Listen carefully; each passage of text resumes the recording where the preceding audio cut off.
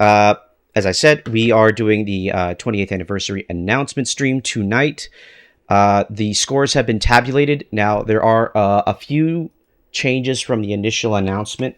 Not included in the list of judges initially was Johannes Fetz of Joe Engine fame. He is returning again this year as an incumbent judge.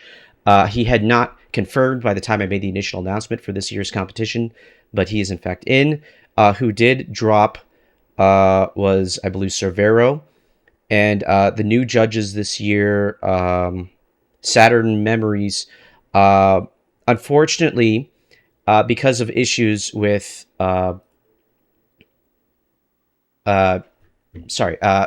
unfortunately, because of issues with some of the entries this year, Saturn Memories scores could not be included as they were incomplete. Similarly, I did not get scores from Rev Quixo, or however you pronounce that, or Genovi in time. I'll discuss with the judges if they did, in fact, forget to score or something and they can get it in last minute, that maybe some of these results might change if the judges agree to do the changes. But as of right now, these are the scores that I have. So a perfect score in this case would be a 6 from the 6 judges, each doing 1 point each. And the worst score would be 6 times the number of entries in that category. Now, we'll go ahead and we'll do the announcements. We'll go in the order that I did last year. We'll go through original games in highest to lowest score order. Highest scores being the lowest ranked, and essentially, and the lowest scores being the best ranked. Then followed by hacks, patches, translations, and then utilities.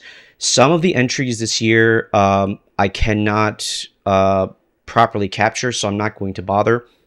That includes the Netlink entries, because I do not have a Netlink participant prepared in order to demonstrate the Netlink capabilities, which is essentially 100% of the point of the entry in some of the cases, and in other cases, without a Netlink partner, the game doesn't really even properly start anyway. The other thing is the Magic entry from VBT is copyrighted music, and it will instantly flag my stream when I upload to YouTube. So I will simply tell you when I go over the entries that I'm not going to play, but describe them. All other entries, I want to try to give around 10 minutes of screen time too. And if people want to jump into chat with projects they participated in, they are more than welcome to. Again, Emerald Nova Discord. If you are part of the competition, you know how to get a hold of me on Discord in one way or another, and you can get an invite real quick to get in on the stream Discord so you can talk about your your entry. Yes, there is French discrimination, but you see other entries by French and French-adjacent teams that do very well. So I feel like it balances out. Okay, so finally, let's actually get started with the announcement part of the stream. Actually, just a real 1 to 2 second announcement, real quick. As ever, Millennium Shane and I are constantly raising money for Omaha Hospital for Children. You'll see Streamlabs throw up the advertisement for that. If you want to donate to them, go ahead and do that. Also, Mrs. Dr. Emerald Nova is expecting in a couple months, actually. So if you would like access to baby pictures or just want to help out and become unofficial uncle of Emerald Jr., the Streamlabs will also be throwing up the link to the baby registry on Amazon for that as well. Okay, let's get started. There were 12 entries this year. The 12th ranked category... I should have put a 0. I should have led with a 0 on that one. 12th ranked category with a rank of 71 was Magic by VBT. Again, the Daft Punk music will ensure that this will not be able to be uploaded for posterity later, so I cannot play it. But it is an experience that you should experience on your own on a CRT anyway. So... First entry out of the way. Very sorry, VBT, but you'll have another shot later on in the competition, so don't worry. 2 entries ranked with a score of 60. The 60B labeled here is, in fact, the Unnamed Shooter app by Night of Dragon. Because that requires me to hook up the netlink and have someone participate with me in real time, It is a decent enough game as a first principles. It's a decent enough game with when it comes to first principles of just getting the internet gameplay up and running. It demonstrates that the Netlink OS is working as intended and has a lot of neat features. And I will be sure to do a standalone stream on just playing with the Netlink OS and Tunnel when I have more time to dedicate to it, because it does take a little bit more time to go into how to play with it, how to troubleshoot with it, and how to ensure that your connection is good and all the options available to you to do that. So I'm sure Night and Dragon of I and I will collaborate on a stream to go in depth, and possibly with Sega RPG Fan, on how to get the new Netlink paradigm up and running, and potentially seeing what kind of games can be made with this kind of software. 68 is first game I can actually play on stream, is my own game, Galaxmus.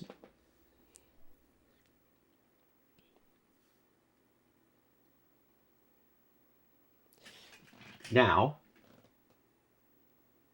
I believe that starting with the ISO and not the cue sheet has disabled the audio, so let me fix that.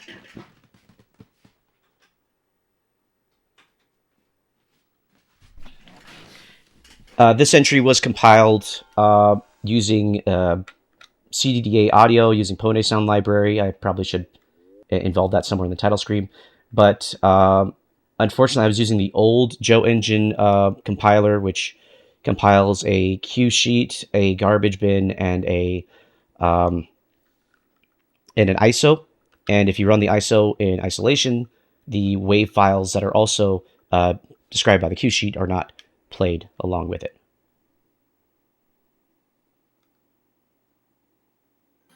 There we go. Perhaps I will lower the background volumes. Tell me how the volume is for you guys, if you guys can hear it or not.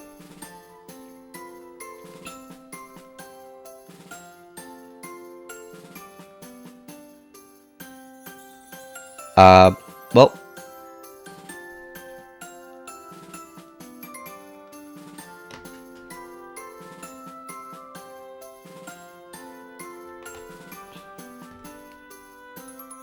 can you guys hear the audio? I just want to confirm before I actually get started with the game.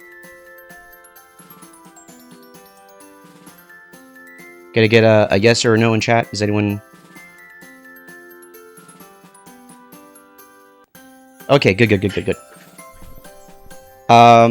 I am desperately afraid of touching any of the audio settings. I will try to increase the gain on the hoppage. But Shane has helped me set up a new audio profile to get the Discord chat working correctly. So I'm very afraid to touch any settings after I've fine-tuned everything. But yeah, the audio's up a little bit. So this was a really quick project that I and Zenos and Malenko were kind of slapped together very last minute Christmas Eve to have something on Christmas morning that was Christmas themed. Unfortunately, we didn't see Chris Mingle updated this year, which I was kind of looking forward to, along with some of the judges. But this one was just meant to be a quick throwaway gag entry. Just Santa Claus shooting coal at various naughty spirits. The music is from a royalty-free library. I forget the name of the artist, but it is in the credits anywhere you can download the game. And it is probably an artist I will be using in the future for various background audio. Some people, certain ODEs, are having problems with this in terms of having to convert the image, and between the way I compiled the image and the way certain ODEs handle things, the music tracks do not line up correctly with the levels. Each music track is designed to end at when each level ends, so if it's off by one, the experience is not quite what I intended. So Knight, I'm talking on the Emerald Nova Discord. Sorry. So if you want to join in, I'm pretty sure you're already a member. Yeah, you're a member on there. You can just jump in to the Emerald Nova stream channel in the Emerald Nova Discord. So yeah, each level is essentially the length of the song. The new enemies come up every level. I don't know how balanced it is. I made it's level 6 intentionally hard, but the other 5 levels may be easier or less dense than I probably should have made it. Ah, jeez. The game does increase in difficulty as you go on. Um, I'm not going to have time to get through all 6 levels. I'm probably not even going to have time to get past level 3 during the stream, because I want to, in 5 minutes, move on to the next entry. I don't know if Xenos or Malenko were on to talk about what they did. Essentially, the Santa sprite and the title text, where Malenko, Xenos prepared some of the sprites.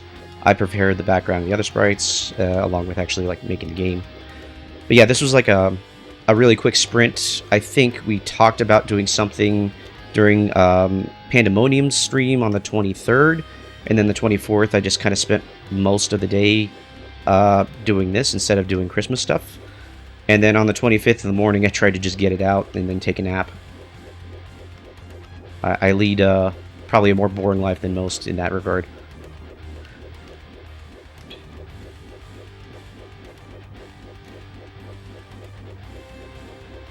Pandemonium had a pretty decent review of this game in terms of like how to approach it.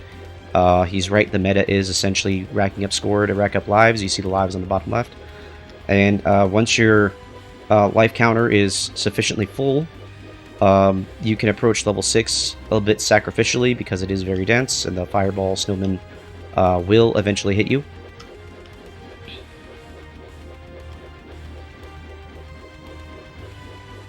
I think level 3 is where I introduced the Santa Hat demon enemy, or whatever. I forget what I named them. Little wood things are Kinder, and then the moose is just a moose. Or some sort of caribou or something like that. Something you'd find in the northern plains of Canada, as Santa goes to deliver gifts to everyone who is of the correct religion and not poor.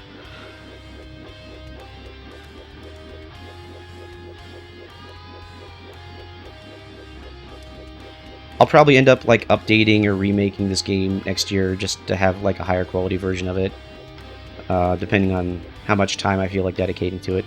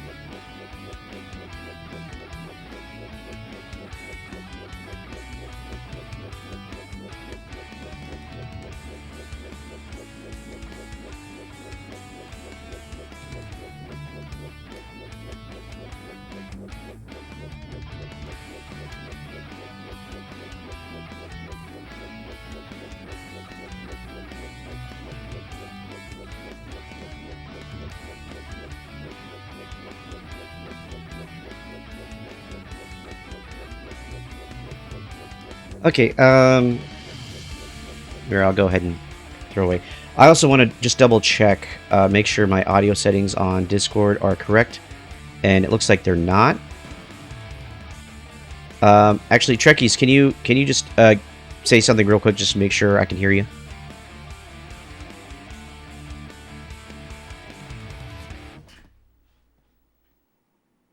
Testing. Can you hear me? I can hear you. You're just very, very quiet, but I don't know if can people in chat, can you hear him pretty clearly? Hello? Test? Yeah, okay.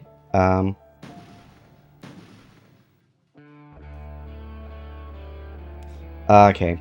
Let me see if I can't up the gain a little bit. Oh, let me check on my end too. I might have my mic low.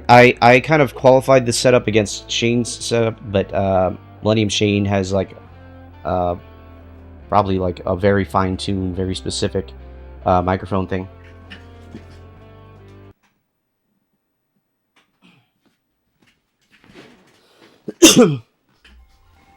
Didn't mention this earlier in the stream, but I am recovering from COVID from a business trip I had to go on. It's unfortunate, but if my voice sounds a little bit raspy or different than normal, it's because of that. I really hope saying the C word hasn't demonetized the stream later on. Do you still need to talk? Um, Here, let me just max out your gain just in case. I don't know if that's going to help.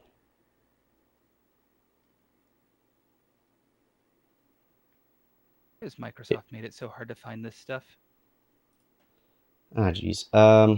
It used to be in just one very specific spot. I'm going to bump you up a little bit more. How's that? Better? Just only slightly louder. I don't know. Okay. You can keep playing with It it was while... at 50 and I just put it up to 100. So Yeah. Just make that's as sure much as that... I can do. Also, like, make sure you're not, like, giving other apps special permissions to screw with it or whatever. You I know, don't think like... so. Anyway, next game. So we did 60A, so this was 12th place, and then tied for 10th was me and Knight, and then 9th place with 45 points.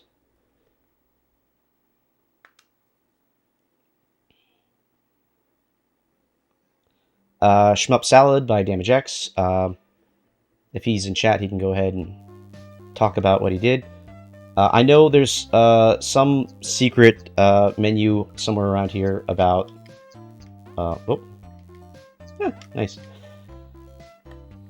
Like with I forget what it's called. The sound effect menu or something.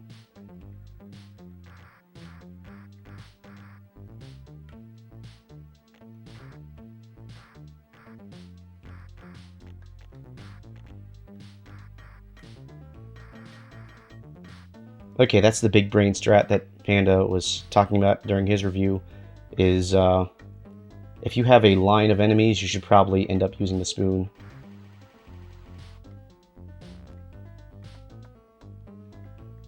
Ah, jeez.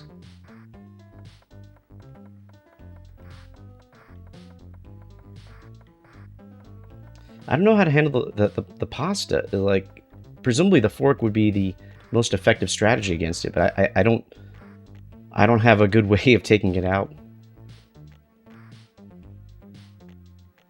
Oh, jeez. And I'm doing a lot worse at this than Galaxmus.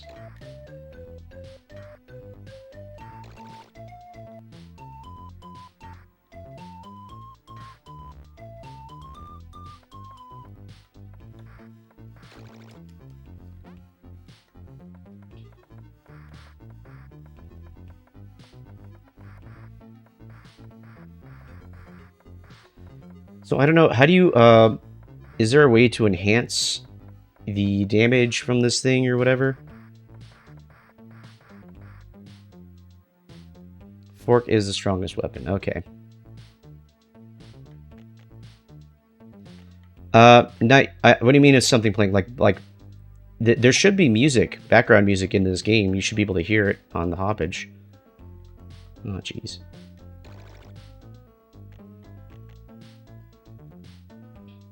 My one complaint is that I think the projectiles should also be food-based somehow.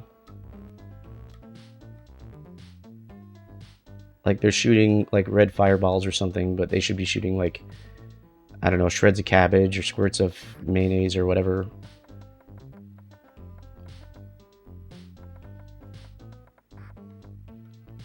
Wait, is Twitch the issue?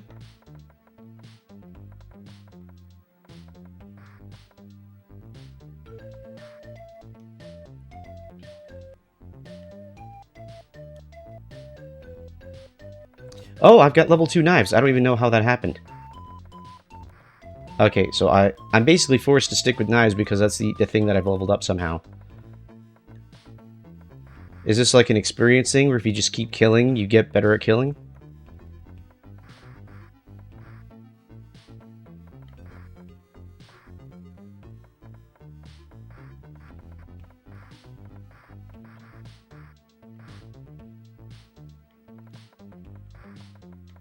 Oh jeez, oh jeez, oh. Oh, I'm back to level 0 knives.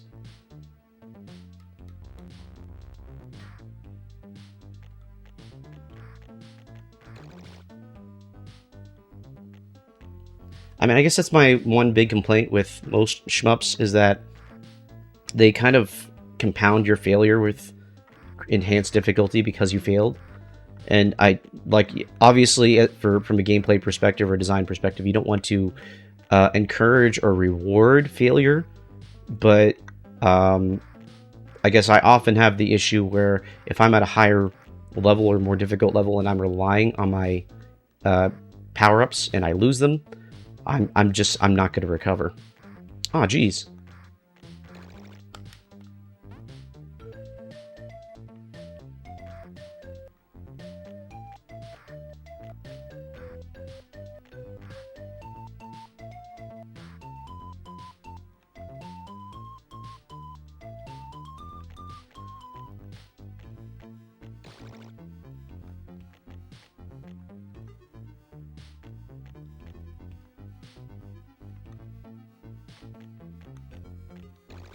I thought I dodged that.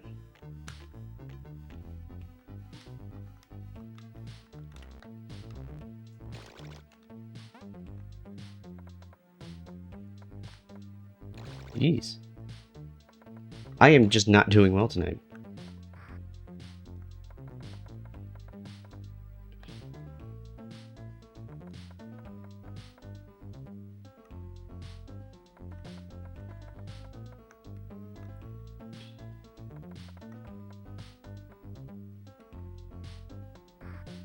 I don't know if there's some form of commentary to be made about defeating a pizza with a fork and knife as opposed to eating it properly.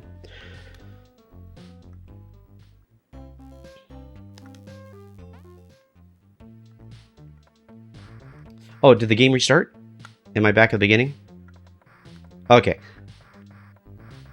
I guess at that point it's like an endless score attack. So there's like 2 levels essentially, but obviously the framework is there to add more.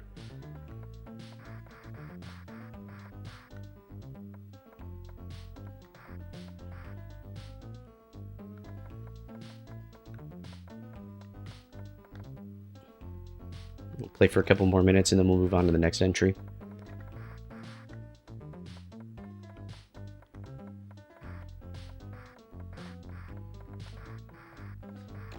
Jeez. Okay, I don't know if anyone's like trying to record what my score is or what my best score has been thus far, but it's probably crap compared to what other people have done.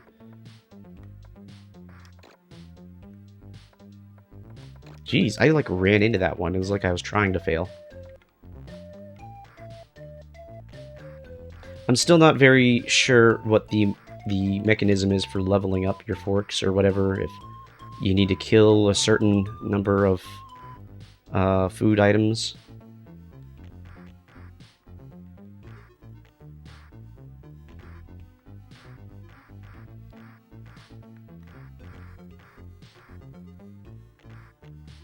I forget if I've even played Radiant Silvergun. I know I've played a handful of Saturn shmups on stream. I think one of them was Dodonpachi or something like that. Oh, this is a boss. I didn't even consider this a boss because they look like the I don't know. It didn't. This guy didn't register me as a boss at first, I guess, but it is a boss. So we have a boss per level, which makes perfect sense. It's within genre specifications. That's exactly what you expect from a shmup. Okay, I think that's enough. We're going on to the next entry.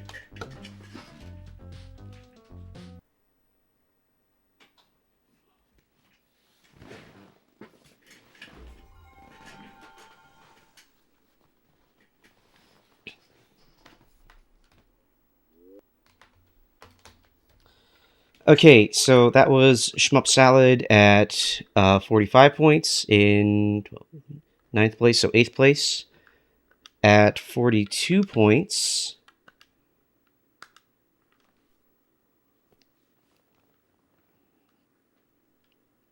is Disasteroids by Slinga.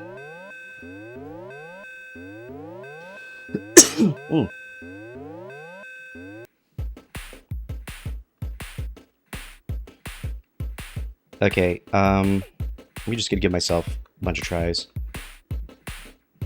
Co-op. What do I prefer? guess green is on brand for me. So, Knight, I can't really play unnamed shooter app because I don't have the a partner to hook it up with. So we did pass yours already. Yours was tied for 10th place along with my entry. Unfortunately, because of the way your patches work, I don't think I'm actually going to be able to try to play them tonight because they do require a fair bit of setup. So I'm hoping to do a separate... Oh, geez, these are touchy. Do a separate stream with you later on to go into more depth on Netlink OS, how to troubleshoot it, how to play test on your own system, and how to connect to other people, add stuff to directory. I want to spend more time on it. It's just that for 10 minutes per entry, I don't know that I'll be able to actually get things set up and running properly to demonstrate it. Jeez. Okay. Yeah. Slinga definitely. Gee, this might be optimized for 3D controller or something with analog inputs or something, because I feel like this is really, really fast. Ah, jeez. Also, I'm not doing it justice because I don't have like 12 controllers hooked up to it, even though I probably could. Oh, jeez.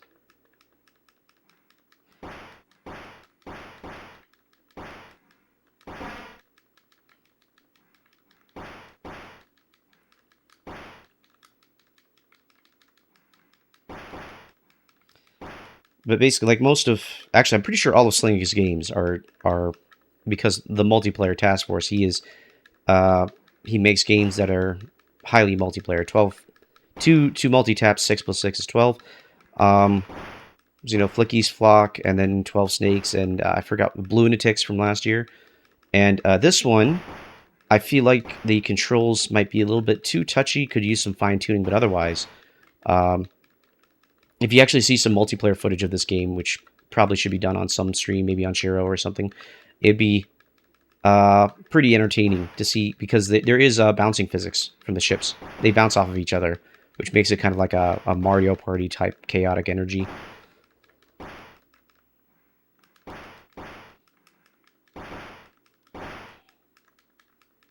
What's airplay?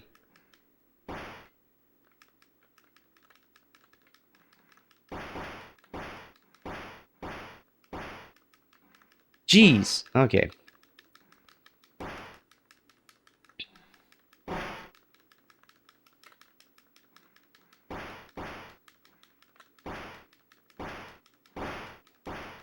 Oh, no, I just put the Twitch app on the TV, which is actually...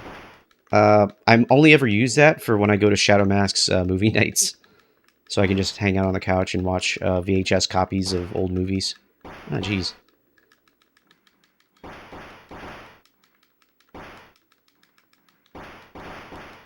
Come on. I think my best strategy is just to like spin and... It's the windmill attack where you just stand still and fling your arms and flail them wildly and hope that anything that runs into you gets hurt.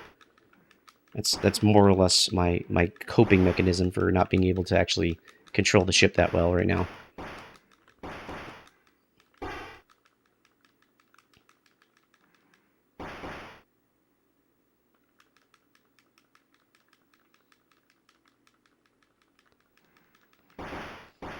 Guys, like unless you have like a 10-year-old TV, all the TVs are being sold with like smart features, which is kind of dumb. I don't like it, but that's how it is. And you can just get a Twitch app on your TV and just log in with a QR code. Like, I don't know why you guys are like casting your phone to your TV. It's just like unnecessary strain on the phone if you have Wi-Fi.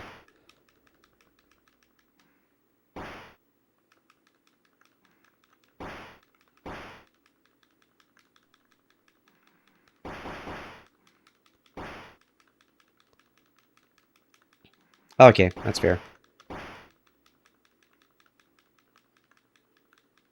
Really? I have never seen a smart TV that didn't have like a mini app store on it. It's like it's gotten so bad where like you buy a TV and on the remote, I'll tell you what's on my remote right now.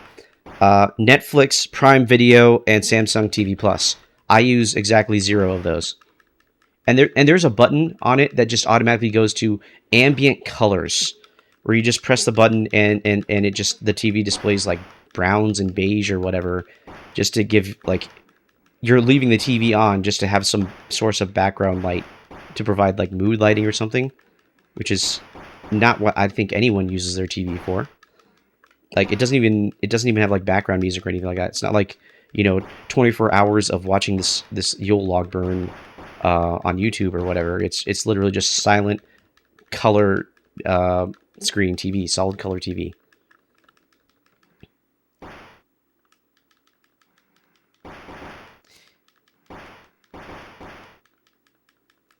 It's weird because I would think that Twitch would be like one of the main apps that is suggested to you, um,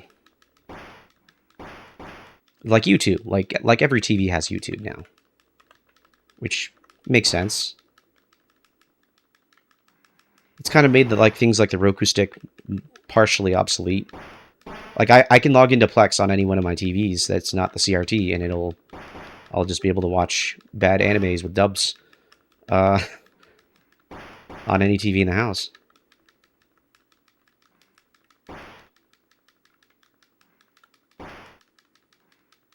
I don't know what brand you got, but they must have like had a falling out with Amazon or something. But that's the thing, though. If you have an Amazon button, Twitch is Amazon. There's no reason why the App Store would lock you out of it. It's weird. Like the partnership would have probably suggested making sure that was an option.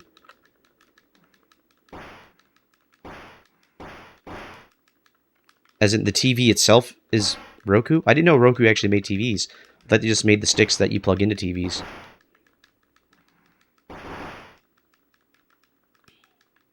Jeez.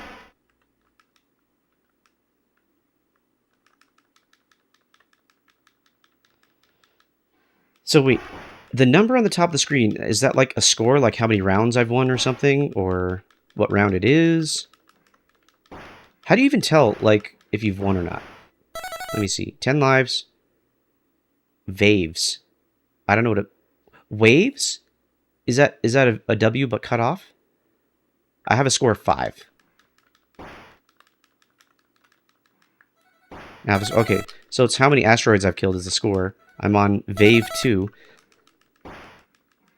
And I'm rank 1 out of 12 with 11 non-participating.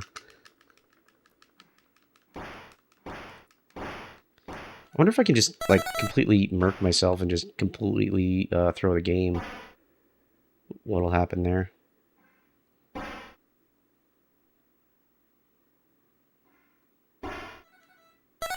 Okay, 6 more times.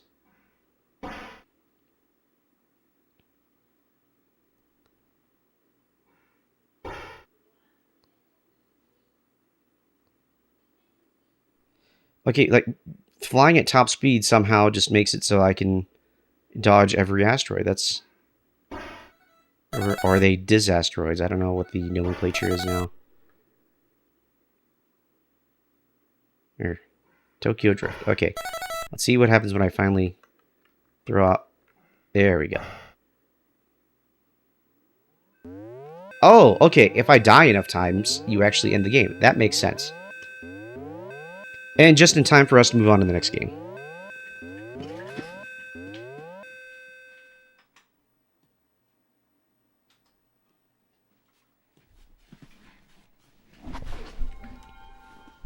Oh, bumped the mic there. Apologies. Okay, so that was Disasteroids by Slinga, or Superfly, whatever he goes by on this entry. Slinga. So that was rank 8, so rank 7 with a score of 40.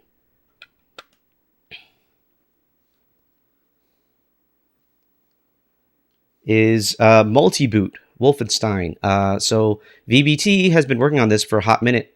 I think, like, even the 2019 competition, we saw a Wolf entry, if I remember correctly. I don't remember, but it was around that time that I first saw some Wolf builds. It was when I was just starting out. And VBT's been around for freaking ever, but he's been working on this for a minute, and now we have pretty high-quality Wolfenstein port. votes on which version of Wolfenstein we're going to do first. I think one of these is not YouTube safe, so we'll try to avoid that one specifically. So I think Spear of Destiny, that's the sequel. There's Halloween Wolf, Xmas Wolf, Burgerstein. I'm not familiar with that. Hotel Romanstein. I don't even know what this is. Yeah, I'm gonna try and avoid the fashy stuff because I don't want any trouble. I've already had enough trouble on my YouTube channel with playing Sonic the Hedgehog. I think Burgerstein is like the safest one. If you guys want to see the holiday ones or like normal wolf, I think I'm not going to get to the end boss, so it's not going to matter. But definitely the last one is probably not safe. Yeah,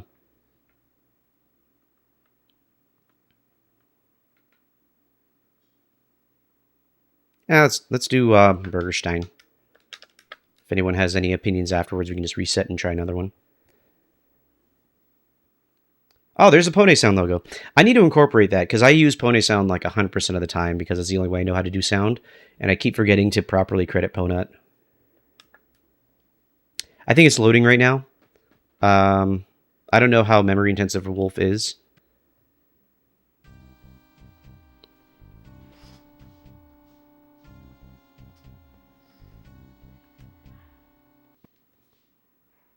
That was an interesting rendering of a hamburger.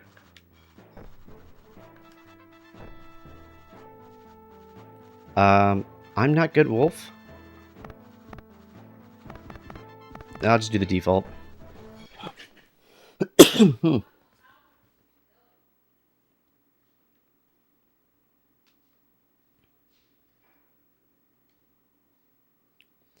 think we still see some debug information on the load screens, or even just in general.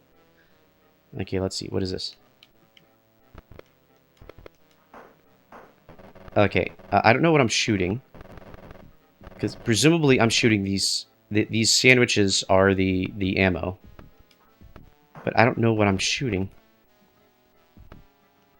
Like... Oh, geez. Wow, that is unusually violent. Like, you wouldn't think of mustard being sprayed out of the body of a hamburger being violent, but... Oh, geez. Oh, geez. Okay, where are we at?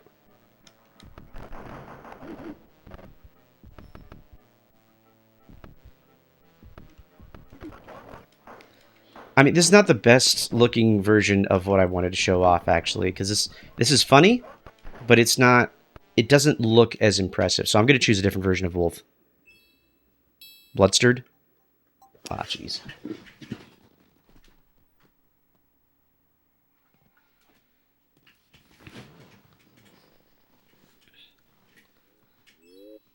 Ah!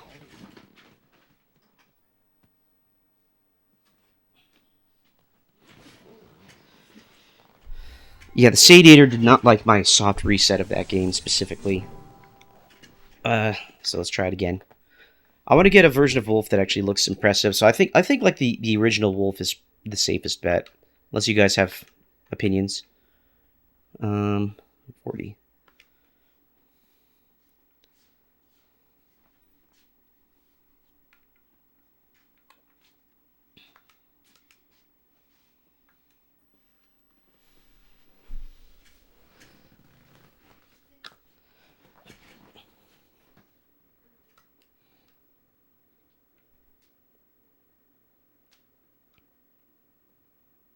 What's Chevy van?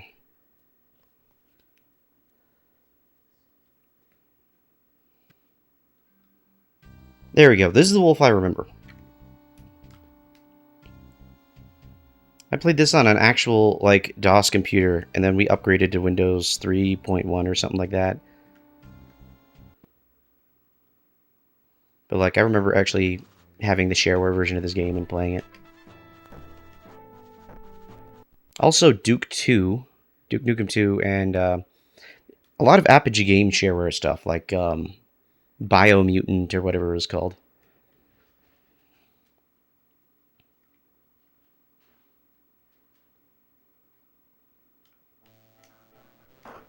Oh, okay.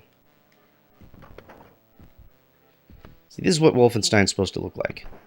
Who is shooting at me? Uh-oh. Ah,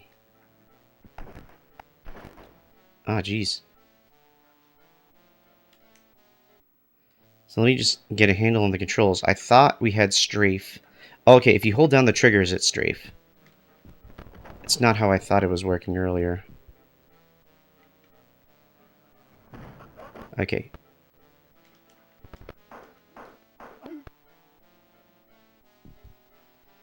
Well, Blue Moon, I am a bit scratchy in the throat, and I've been coughing up some stuff, but otherwise fine.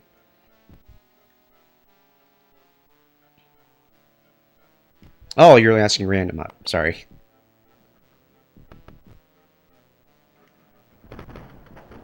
Wait, random, you were sick?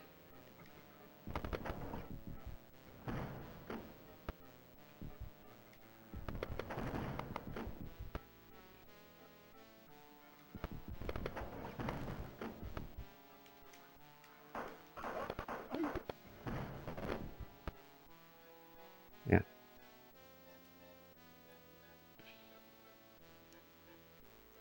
I had, yeah, I had it. They actually, it happened during business, so like half my business trip got cut short, but it didn't get cut short in a convenient way where I got to like go home.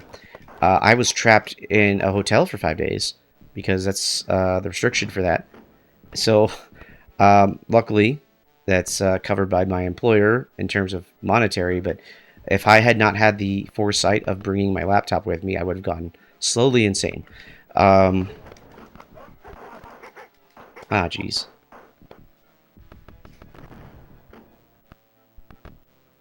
But anyway, yeah, I've been even after the full Paxlovid regime, I'm still at like coffee.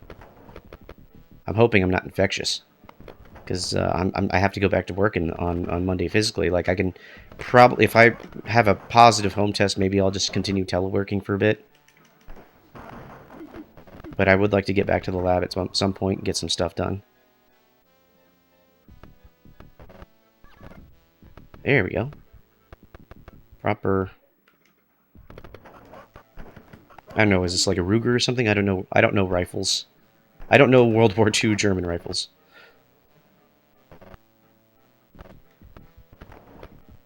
I'm still recovering.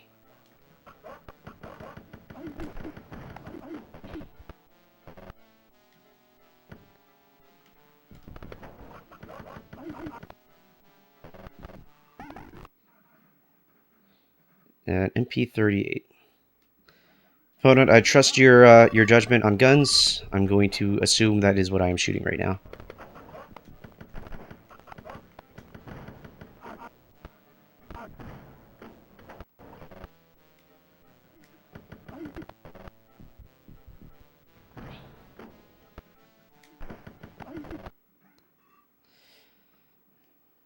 Yeah, so playing this game kind of gives me ideas as to what I should think about in terms of having a Saturn controller do a first-person shooter, because there's different ways of doing it. I had ideas for how I wanted scenario to control, and then obviously Power Slave has the standard format that I think a lot of games go after, and this is different in a way. Okay, let's move on to the next game.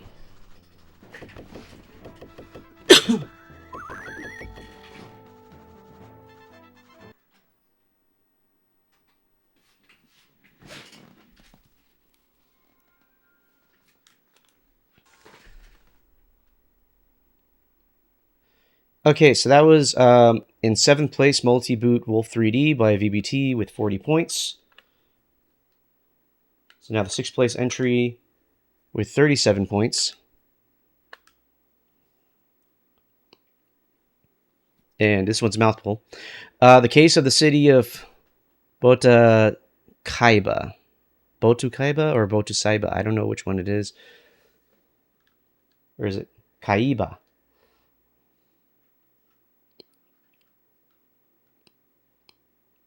Geez, my capture card is starting to act up. I don't like that. I don't know if that's the capture or if that's my retro tank. Here, let me play with it for a hot second.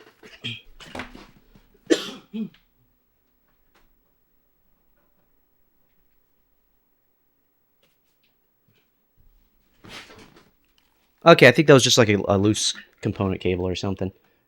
Um, he's he captured Jeep. This is anachronistic, isn't it? Like releasing a Saturn game with a Gmail interface. Like it should look like Windows 95 Outlook type something, you know? Or no, you know what? It should look like AOL. Like if you're gonna make a Saturn game, you need to make it period correct. You need to make like 1993, 1994 level of technology. If you're gonna do an email interface, you should make it look like AOL. You should actually have "You've Got Mail" to play as a sound effect every time you have an email reading come up. Yeah, yeah.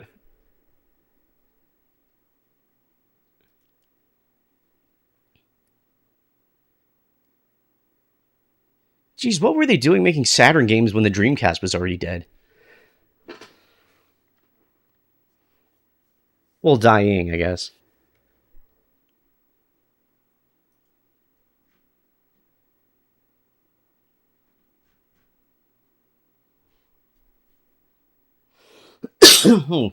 Okay, I think we're getting beside the point. I don't know if I should be trying to voice act the whole thing, but I will just read it out with my gravelly freaking voice. You are Renee Bross, an ordinary detective. You've entered the business. 7 years ago, just after the end of your longest relationship, you became famous for solving the case of kidnapping in the capital. Months have passed since the case of the lighthouse of Sao Bento de Osta.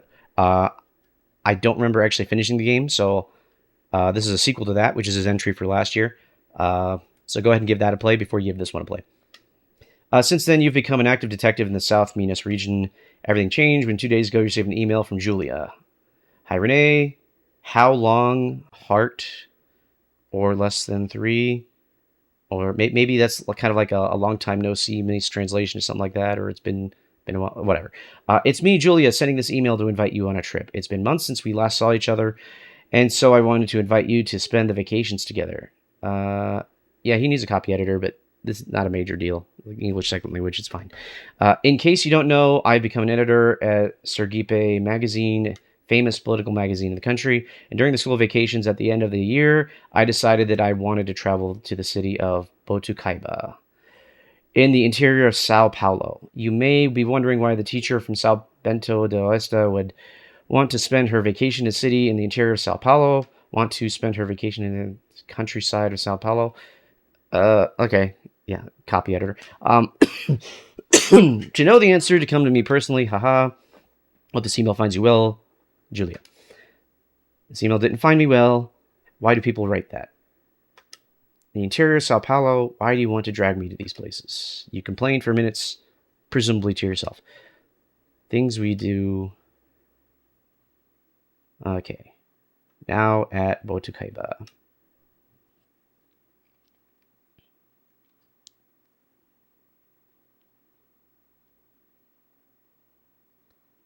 Oh, okay, Pona, I think I've already committed to reading this thing, so I'm just going to keep going.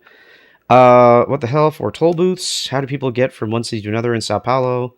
Anyway, I'm here now. Where is her? You've been waiting for minutes at the entrance of the city. Julia, you shouted. Some people looked at you. Where's that woman? Am I forgetting something? Or the email, she didn't say she'd wait for you at the entrance of the city. So like, this is before cell phones are like. Okay, so here's the thing. One would think that if you're making a Saturn game, you're making it take place in a time period before cell phones are all over the place and everyone has one. Therefore, saying, I'm going to meet you at city is a meaningless email. The way people used to meet is saying, hey, at this exact time, at this place, like a diner or the park with this bench or whatever, blah, blah, blah, meet us here. So you make the plans ahead of time because that's the way people needed to do it before freaking you can just call someone or text them and just say, hey, I'm here. Where are you at? Where you at being a popular or famous advertisement campaign at the time because it was a new feature to be able to know where someone was at. Oh, okay. So if it's a port of a game jam, I guess if for yeah, okay, fine, whatever. So I'll leave aside the anachronistic complaints and just assume that he didn't get her phone number from that email because the email did not have a number in it. Find her on foot. Let me find a place to park. Minutes later, what do you want to do? Ask anyone about Julia. Okay, you know what? No, I'm going to go back. If I'm choosing to ask people about Julia, like, I'm just showing up at a city that Julia is neither famous for living in, nor does she even live here. She is visiting here on vacation. If I'm asking random strangers on the street in a strange city about Julia, a person who has not been here yet, this is weird. I'm going to walk down the avenue.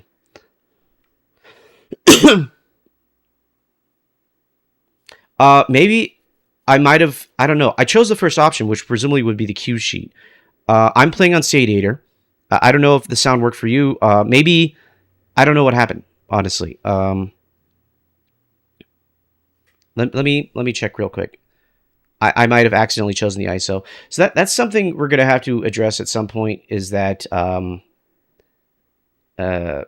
me see. Case of blah, blah, blah. Yeah, there's two wave files in the thing, and oh crap. The the ISO is the second thing. You know what? I want to do this game justice. Let me reset real quick. It's the second entry because it's named differently.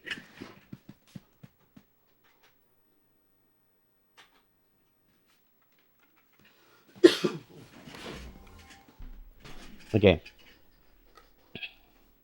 And that's something, I think that's already been addressed, because people compiling with Joe Engine's standard setup have ISO BinQ plus wave, and now I think he has gone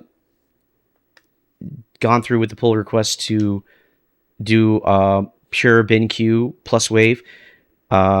So what the? Oh, okay. There we go. We got the music back.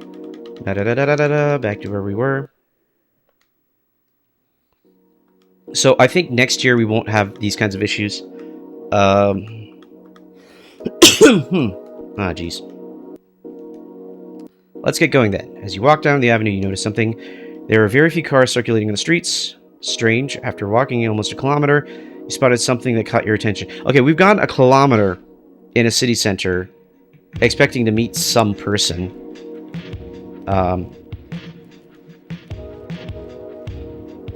So come and live in Butukaiba. Is it Butukaiba? Botukaiba. Is that it? Did they change the spelling? Policy to invite people to live in the city. I don't think it's a policy. I think that's just an advert. That's like the Board of Tourism saying, hey, please come visit.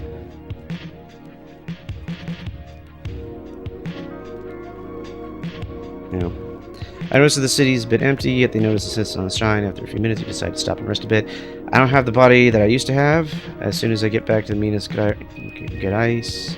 Minas Gerais? Or Gerais? Is this like a French thing? Because I don't know. I will go back to the gym. This is a promise. This guy talks to himself a lot. Well, it's a visual novel. You kind of have to. After a few minutes of resting, you got up and continued walking down the avenue. You made you think of Julia. The city looks normal, sparsely populated town. Why Julia would come here on vacation? Here's some motivation of Julia that I don't see.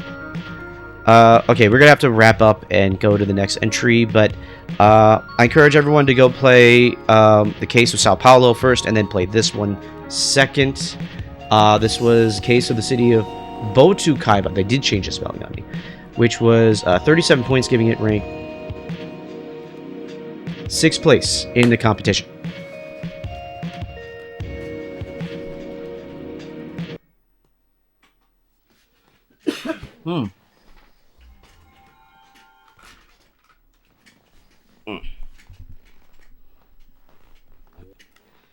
Okay, so that means... Okay, that mic is probably a little bit too close. 5th place with a score of 36 is the Chip 8 emulator. I'm actually not familiar with Chip 8 at all. But presumably it's like one of those miniature, like, affordable, small, and easy to program for devices that Ervilsoft just kind of figured out the emulator for. So apparently Saturn's strong enough to emulate it, so it can't be too powerful. But then there's all these games that we can play. Basic rock paper scissors game. No, okay. I mean, yeah, it's an OS, and then people do these novel softwares for it. But like the specific, I think the primary motivation for doing Chip 8 stuff might be just uh, restricted game development. Because like this is like what 1-bit graphics really, because it's just like on or off. Hmm. Oh, okay. So, well, he's calling it an emulator, but it's a virtual machine. So I guess that lines up with Tricky's what you said. So it's an OS. So it just scales to the hardware that you're on. But also, if the Saturn is able to play all these games without an issue, then the hardware that they're developing for targeting with regards to the Chip 8 emulator can't be super powerful. I see Chip 8 and I interpret that as that's like the name of the driving CPU, Chip 8 something or other. I'm going to do a random game. Okay, I'm going to do a random game that's not the first entry in the list. That doesn't feel random. This one. No. Fine, Rush Hour.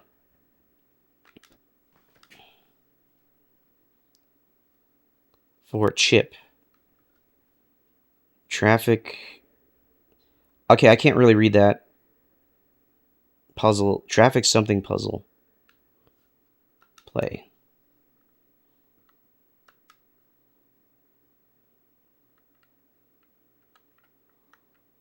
Okay, I'm familiar with what this is.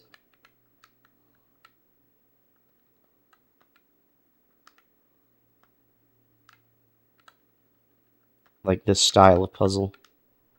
Jeez. Oh, I'm being scored on the number of moves.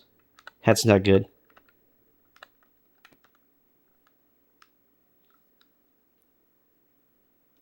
Jam, traffic jam puzzle.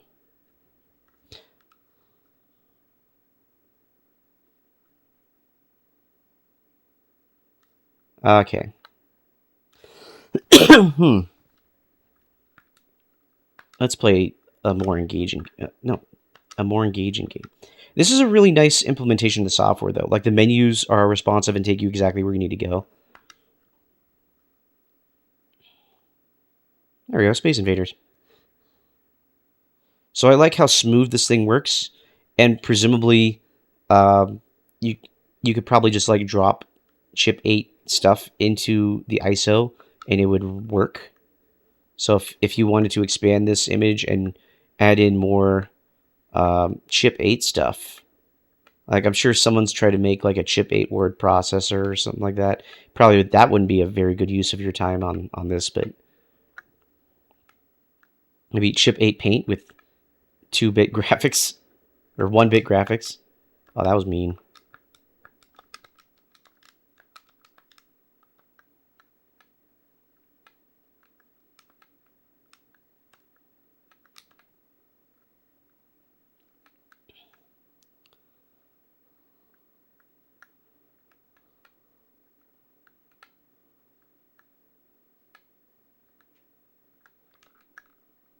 What?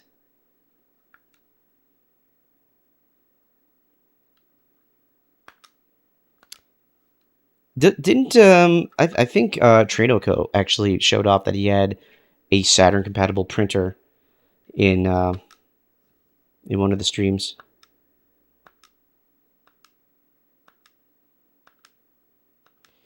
Isn't this like one of those arcade games you play at Chuck E. Cheese to win tokens or tickets or something?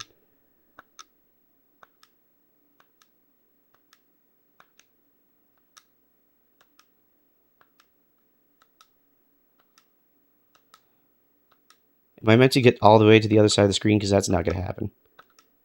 Yeah.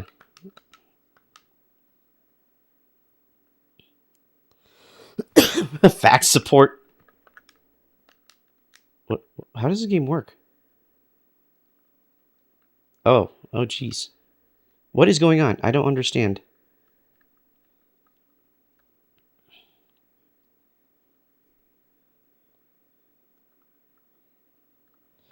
the 1-bit graphics are not helping me in terms of like distinguishing the player from the rest of the game.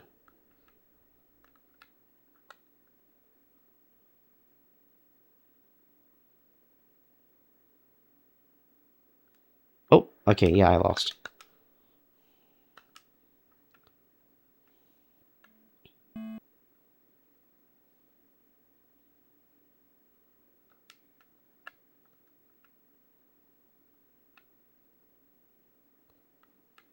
Okay, so like it's basically like a screenshot printer then. But that just means it can take any composite or probably component actually. No, composite. So it could probably just take any composite video out and do that. So it's not like Saturn specific, but I guess they advertise that it's Saturn's compatible.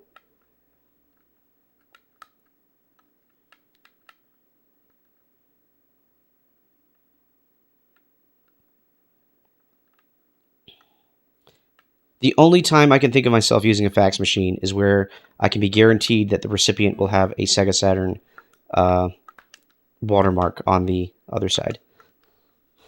hmm.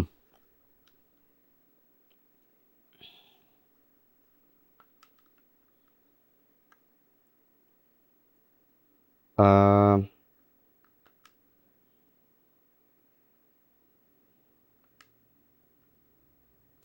Oh, this is like a VMU game at this point. Fight, train, summit. Okay, let's train. Press E. What? Did he die?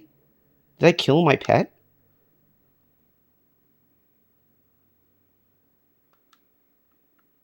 Train. Train. What? What's the point of training if he's just gonna die?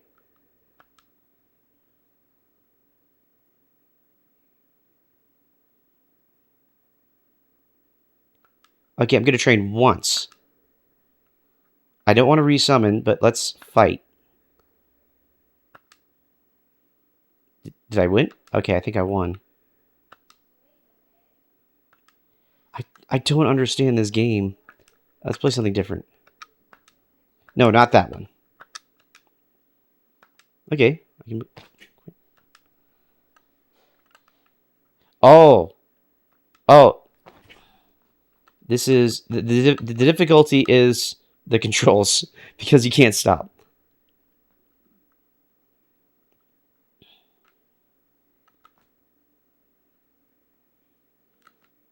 Ah. Oh, I feel like I can actually win this one, though.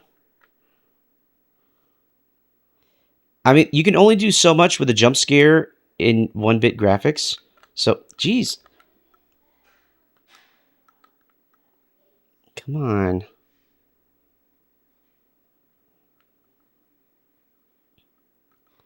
I think like the best you could do is like an epilepsy unfriendly. Wow. Okay, screw this game. Something else.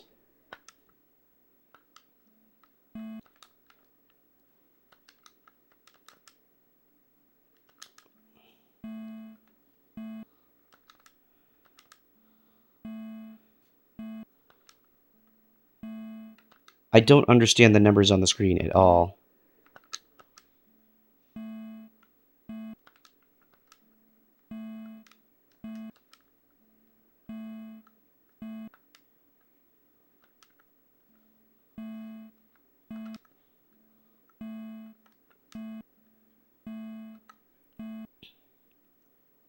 Okay, I am legit having fun with these like crappy little games.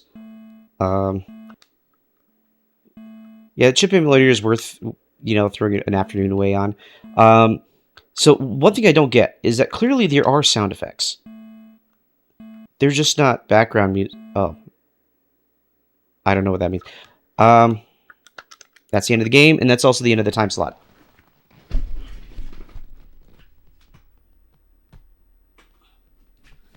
So that was Chip 8 Emulator by Ervilsoft, 5th place with 36 points, and 4th place with... Oh, wait, sorry. Yeah. 4th place with 31 points is coming up next. Ah, geez, I did it again. Well, it's Sky Blaster. But I think because I chose the ISO, you're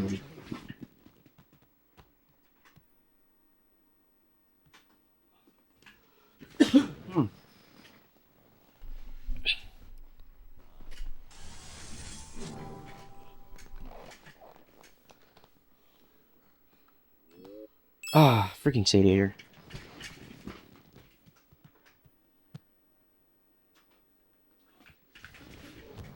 You gotta give it like a solid minute between restarts to clear the memory on the Sadiator unit or something, or just it gets confused.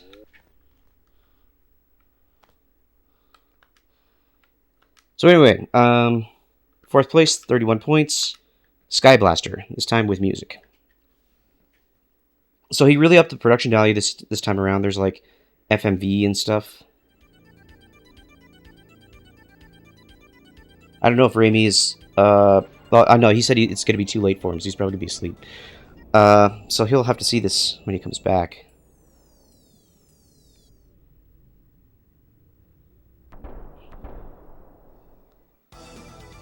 Oh yeah, Random to do the soundtrack for Sky Blaster. Random, you're in chat. You can talk about your work here if you want. It was painful, and I loved it. Huh. Also, that FMB cutscene, that's my first sound design thing, actually. Not what I'm the most proud of, but with the music is something I am quite proud of. I mean, it's full-on samples, a lot of chords, a lot of things. I wouldn't really call it like really freaking awesome music, but I just say it's good enough. I am actually with it. It sounds like arcade music. It sounds like you're making music for an arcade game. It's exactly what I expect a game to sound like. Do you use like Fruity Loops or something? It should have helped that I got introduced to video game music with PCM, more specifically arcades, even more specifically virtual racing. So what software do you use to make music?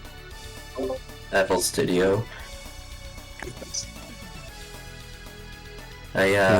Actually, regarding your previous question, I didn't use any drum loops. I actually tried to use some drum loop, but I couldn't find any that would, please my tastes. So I just went with traditional kick, snare, drums, cymbals, and hi-hat. So like some of the samples that I'm hearing, it kind of reminds me of like some Genesis games. Like the samples that you're using here, like it sounds like it came off of Hyperstone Heist. If you're familiar with that Teenage Mutant Ninja Turtle game on the Genesis. I really don't. So I mean, as a fun fact, I am using here in around pretty much the half of the game this snare drum from Virtua Racing, plus the slap bass which is found in Virtua Racing Outrunners and Power Drift. Okay. I mean, I just found a lot of those samples in random Roland libraries, Kai libraries. I mean, and then I just went with those. I mean, I just chose the sounds that I like the most, and I just went with it. Okay. So I don't know if they took their samples from the Yamaha or not, because but I recently got my hands on some DX7 chords. I'm not familiar. What do you mean DX7? Not the individual notes, but the chords, which are really cool. Actually, I like playing around with them. I don't know what I'll do with them until I get headphones back. But yeah. So I'm sure there's like an actual difference, but like, wouldn't you be able to construct a chord from individualized samples? Or if just play 3 separate notes, 3 separate samples, or the same sample shifted 3 times. Like chords with only one instrument, or like multi-chords built with chords built with different instruments. I think I actually done that.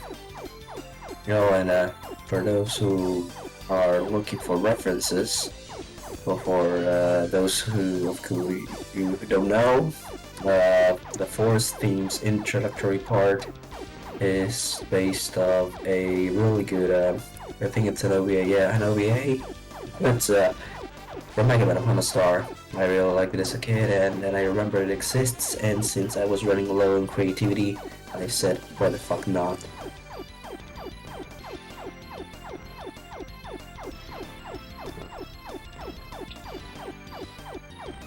See, yeah, I don't think I've spent enough time in Sky Blaster to know how difficult it gets. So far, it's been pretty forgiving. Yeah. I mean, So how many? unless you're playing on... Huh? What? Go ahead. Go How many ahead. songs did you make for this game?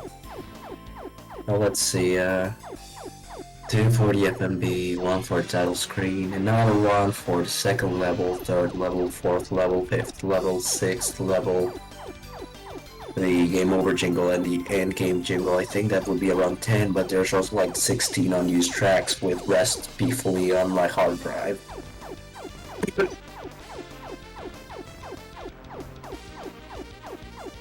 So, like, what percentage of your work product would you say actually made it into the game then?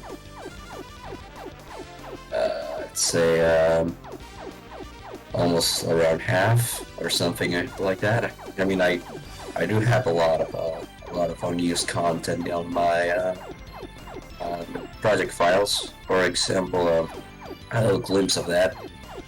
I mean, Pandemonium used in his video, in his contest video, the supposedly album version of the purple background theme, which is, and the intro chords actually resemble the unused version of that same level's theme.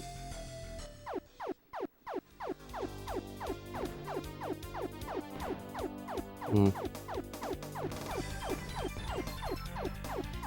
Now for the desert one, this was quite hard to nail on. I really couldn't find a lot, like samples I wanted the most. I mean, I'm more of a, I recognize things by sound, by some kind of reference, not by name. So that's why the process of making this one has been really hard for me. But then, like, I think 2 days before we submitted the entry, I got it right and I got it done.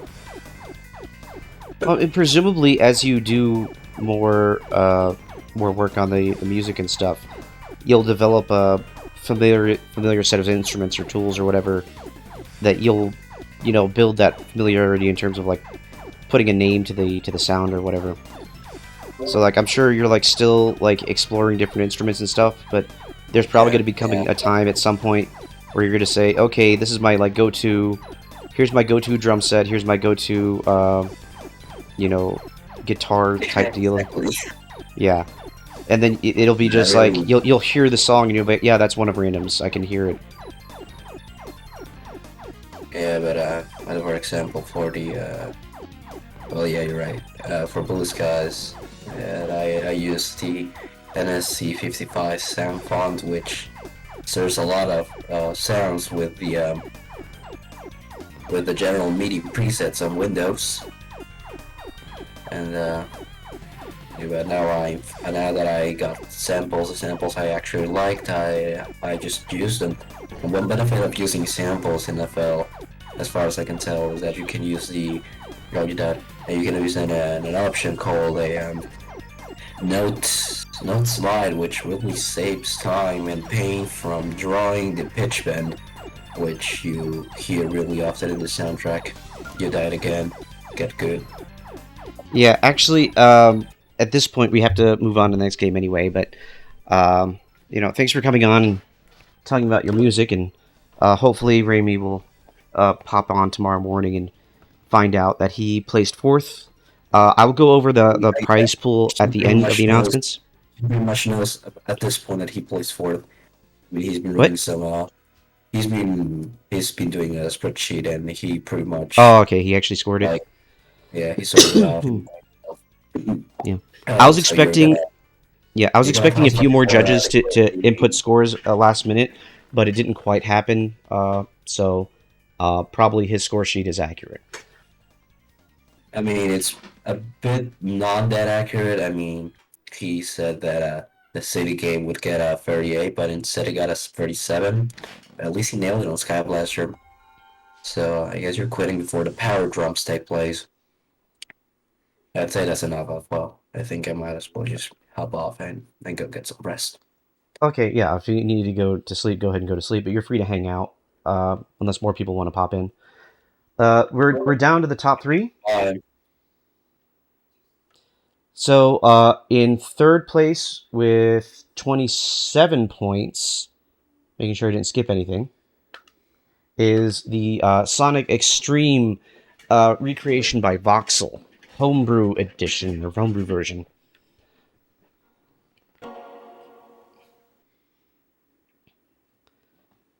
Now, unfortunately, Voxel can be a little bit reclusive, and I think this is going to be his last effort on Saturn before moving on to different peripherals or what have you.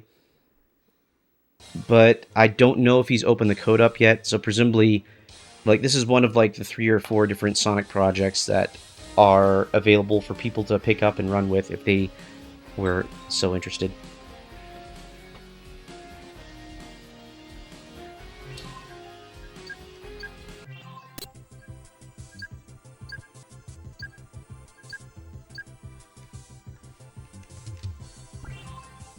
So I'm noticing he's using the sound effects. I recognize them from Sonic Adventure 2, but I think Sonic Team used them earlier. Sonic Team likes to reuse a lot of assets. Oh, did I press the wrong button?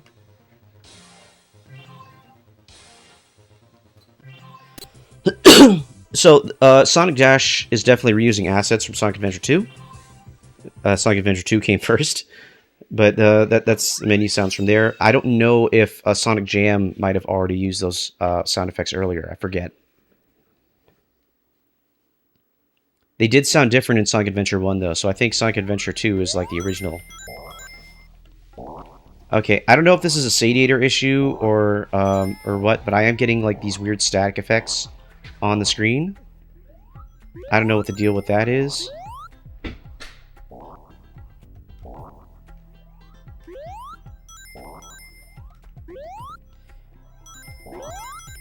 Obviously, Sonic Extreme is a very loaded term in the Saturn community, a hot commodity in terms of the game that's presumably would have saved the Saturn.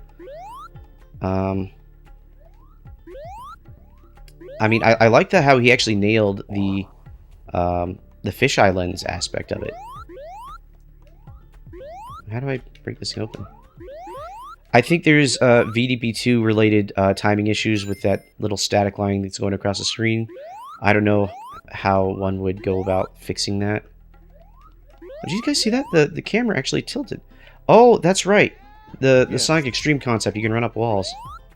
I wanted to come in here specifically to talk about this because this is awful. Yeah, Pona, I'm trying to up your gain as much as possible, but I'm having trouble hearing you. Oh shit. I have my mic set. Hold on. I don't know what the deal is. I've tried to max out your gain in places, but go ahead and continue, and I'm sure people on the stream can hear you. Okay. Let me go to the options. Turn off lens flare.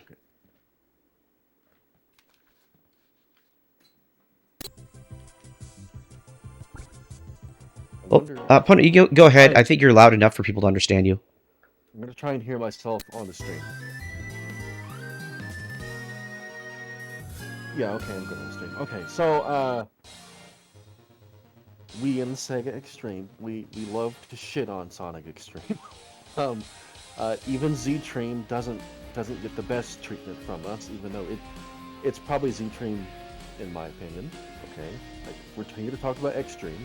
This is a faithful recreation of the fisheye lens and all the terribleness that is Extreme, but I think you're kind of seeing why XL2 with Z-Tream deviated a lot from Extreme and made something that's actually very different. Whereas you have this, which it's not finished, I'll give credit to that, but Extreme is never going to be finished either. So what are you going to do when you're trying to be faithful to something that's not finished? But this is genuinely terrible because you can get stuck on walls. Not only can you get stuck on walls, there's a whole bunch of blind jumps. The render distance is really low. And the biggest problem is if you climb up a wall and you don't immediately hit a floor that realigns you with the ground, you stay aligned with the wall, even if you jump off the wall. So I know Pandemonium and a bunch of other people have had videos where they managed to get through the levels successfully. I don't know how they managed to do that because I always end up hitting a ledge, getting skew, and then falling off, and having no way of getting back unskew. But it's fun to think of a game that was designed around that, but this kind of just doesn't. This really wasn't it. Anyway, okay, that's enough of me. I think the aim of this project was specifically to try to... Oh, wow. Was I supposed to be able to do that? I turned off the lens flare, but the screen artifacting is still happening. I don't know if that's my fault or not. That's probably what you think. So, how do I activate the walk up the wall thing? So you have to hit a slope. You can just jump into the wall. You'll stick to it. But yep, there you go. Yep. See? And you just fall. I mean, it's a fun gimmick. I enjoy the gimmick, and I think Lost World tried something similar. I'm just gonna cheat by just jumping a lot. Now, I liked Lost World. That's a controversial opinion, but I liked it. I mean, I played it. I didn't despise it the way I despise, like, Black Knight. But I think Lost World tried to do a lot of the conceptual stuff that Sonic Extreme was meant to do, but with the benefit of hindsight from the fact that Mario Galaxy already happened. Right. You have a point there, because Sega, in their infinite wisdom, were making this before Nintendo figured out how to do it first. They haven't had much success with that, but without knowing how to do a 3D game where you can line up with the surface, like the game becomes relative to the surface, I guess they just didn't know how to design levels. Really seems to be the problem. They were still trying to make Sonic levels, is what I've seen. Out of these two levels that are in the game. Oh, I thought there was like 5. The level select had like 5 options. Isn't one of these supposed to be a boss? There's a boss, but there's 2 levels. Oh, 3 levels. Excuse me. Sorry. There's the bonus stage. My mistake. So, am I meant to be able to spin dash or something? I can't tell what's going on here. Wow. See? You can't even go... Okay, in Pandemonium's video, I swear, he gets through that somehow. Without getting all fucked up like this. I have no idea what he did. So, like, originally, in Sonic Extreme, you're able to, like, spin dash through stuff.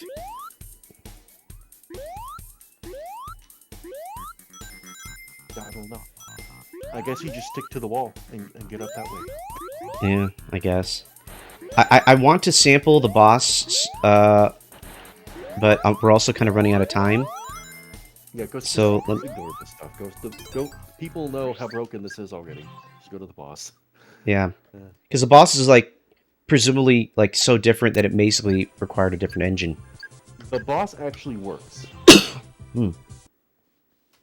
The rest of this really kind of doesn't.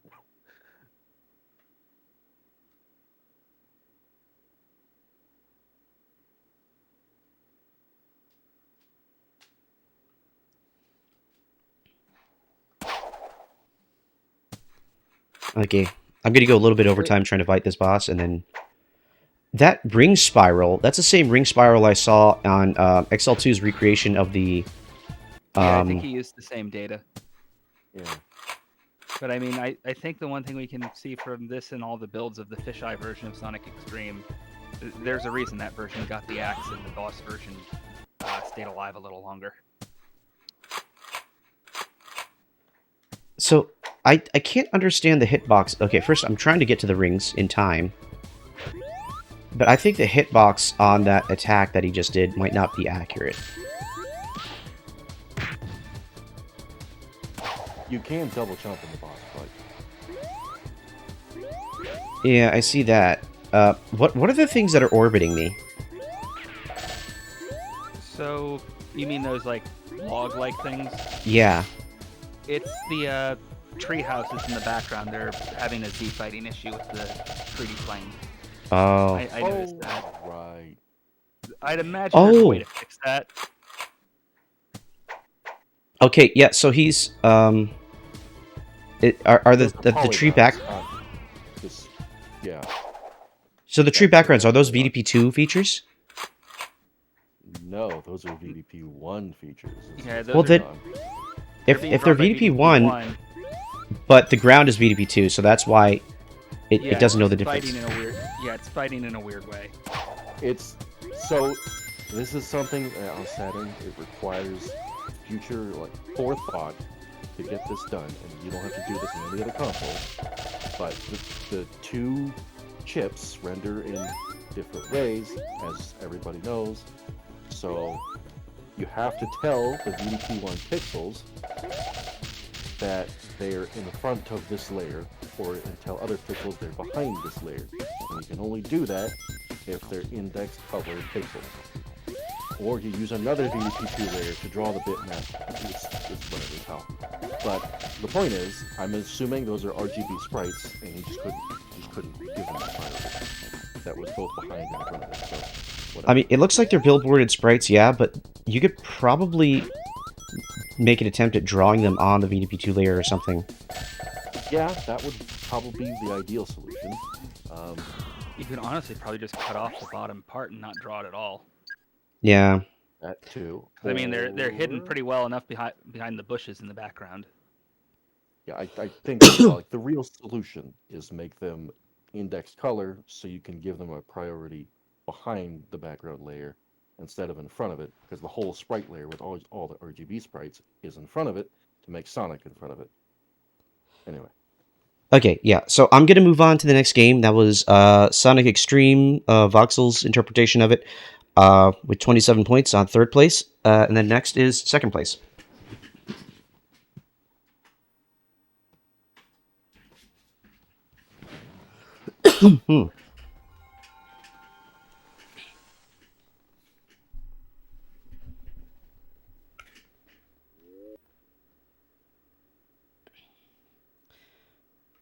Okay, second place, 11 points. Ah, jeez, I did it again. It's Iriel. Why do you keep going to the ISO and not the Q? I don't know. I don't know why I keep doing that. I'm going to ask Abrasive if there's a way to just force select Q or something so I can stop being stupid. If the folder is the same as the Q file name, it'll auto-load when you just select the folder. Yeah, maybe I should do that next time. Well, actually, no. No, I could just rename it to the number like I did. Okay. The Q file should be fine. It's everything else that you can't rename. I told XL2 for this one he needs to do next year like Unreal Tournament 99 with netlink support. There's a significant degree of impossibility here.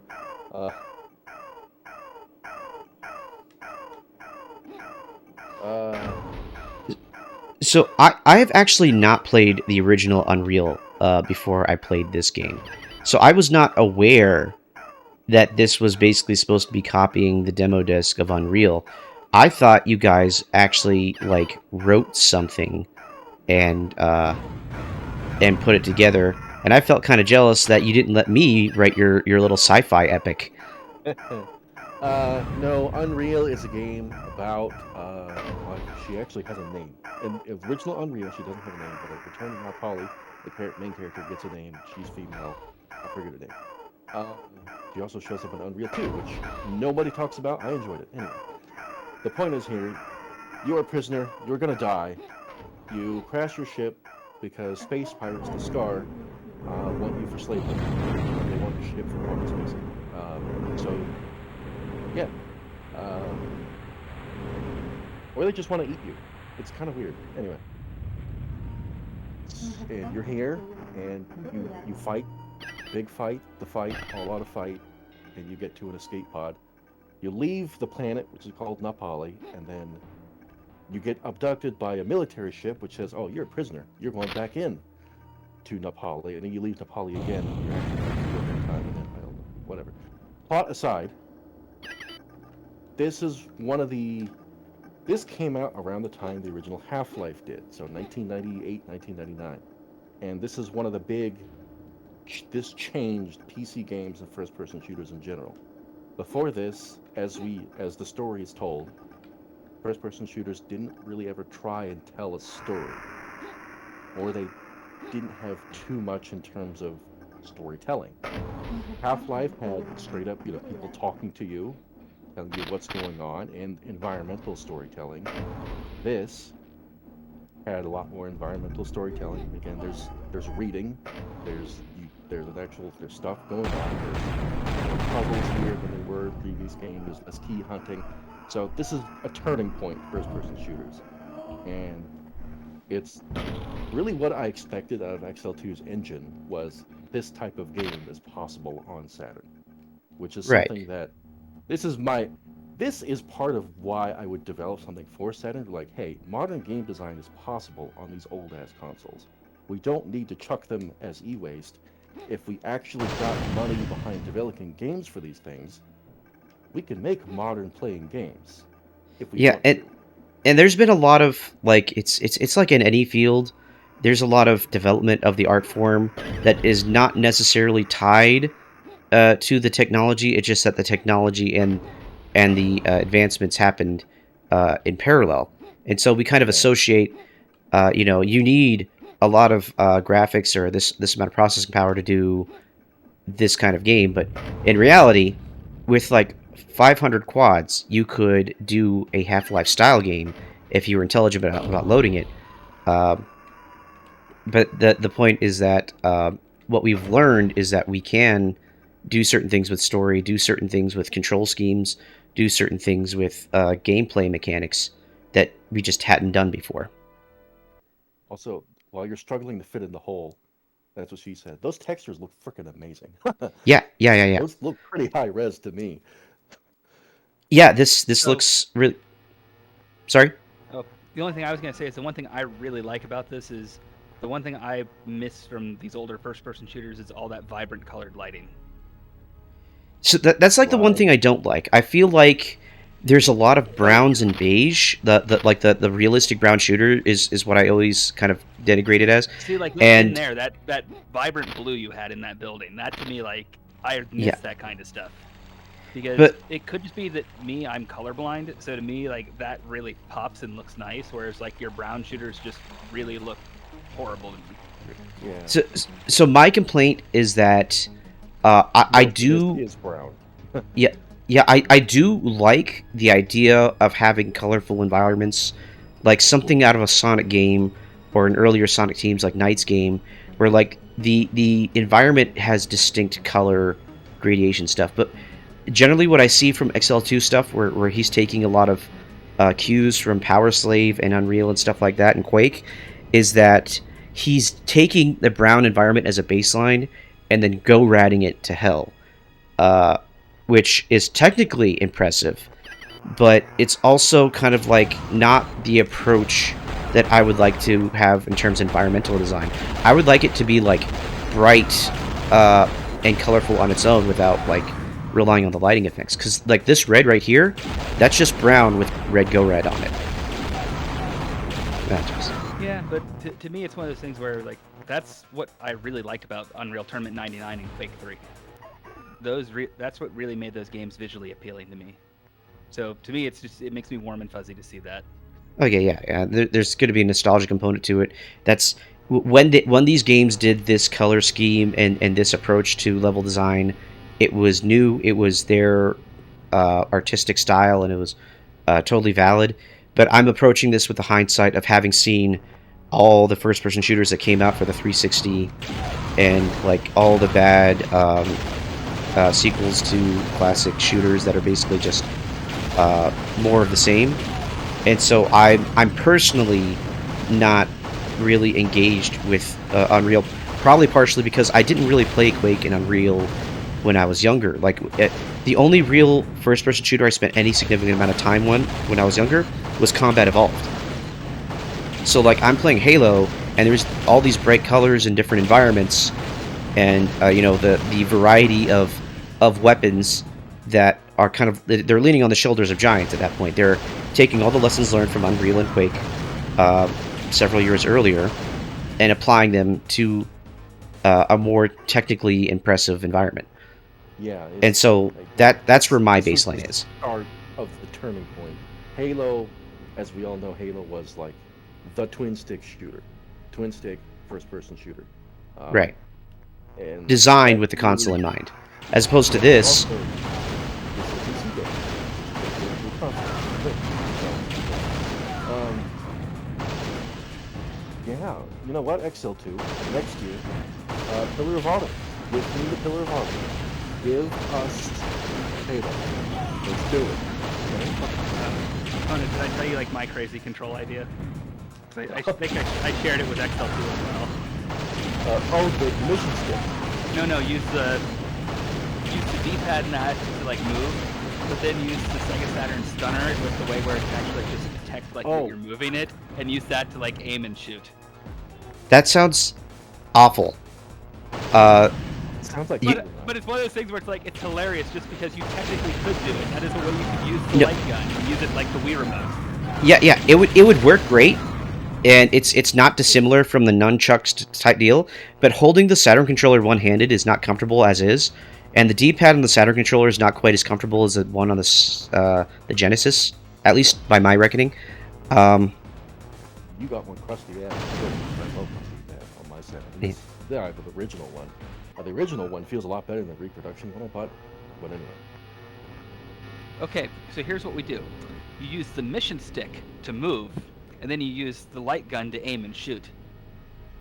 Yes, and your right foot is on the right mission stick.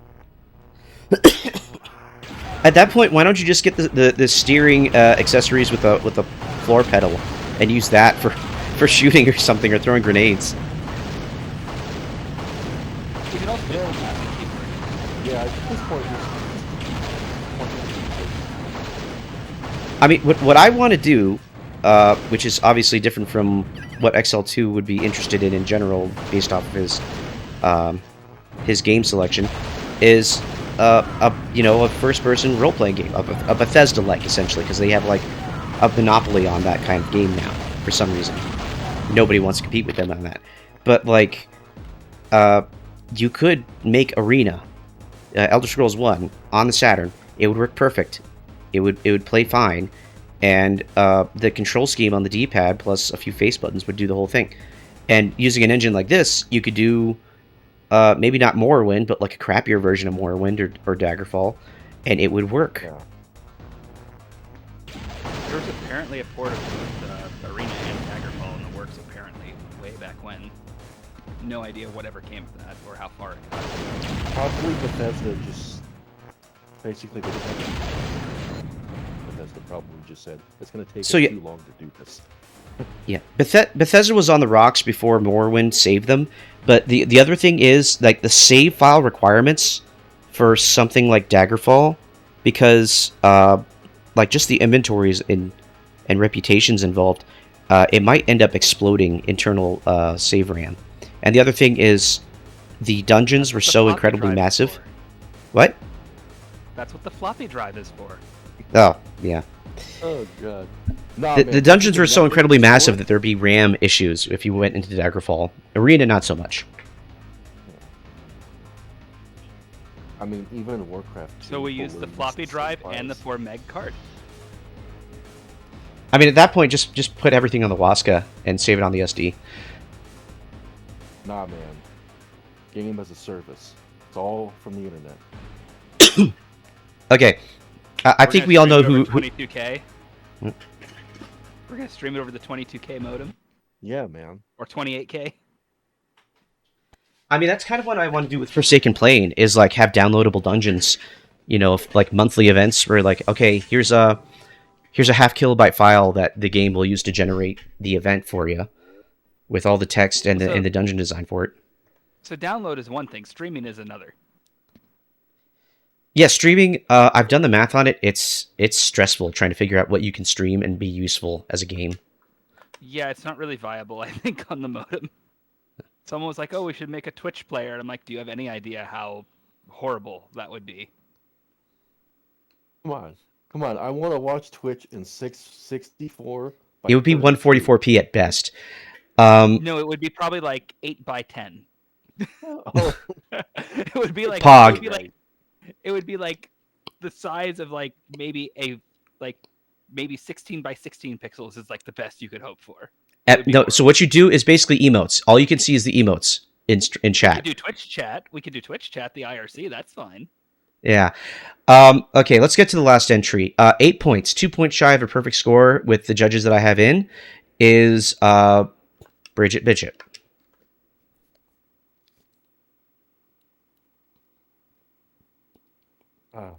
You this did it deserves again.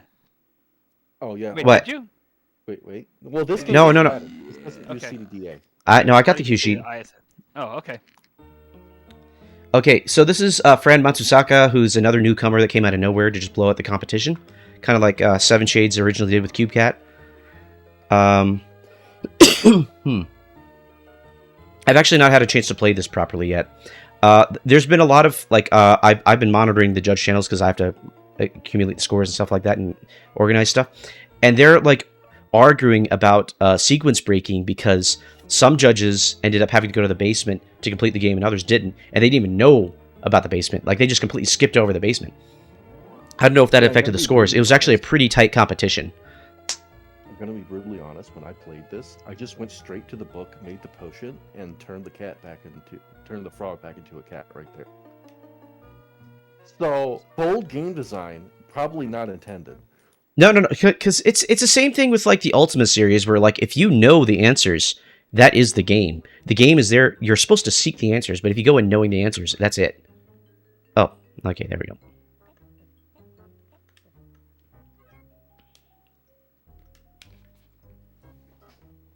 Is there meant to be music or something? There's supposed to be music. Like, I hear hear sound music. effects, but I don't really hear the music. I hear it. Okay, it's very quiet.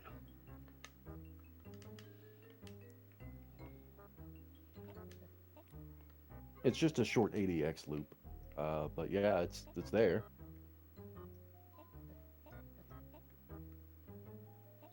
Okay, so the Resident Evil controls are really throwing me for a loop.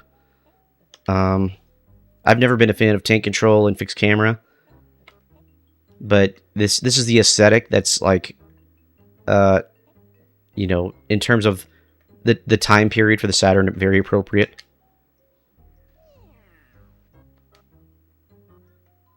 Yeah, this is the most game of anything this year, so it deserves to win.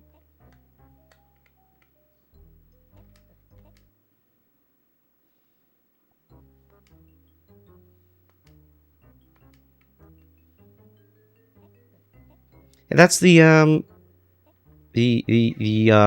grandpa from the Munsters, and then we have the Count from Sesame Street, and then was that Dracula or Alucard?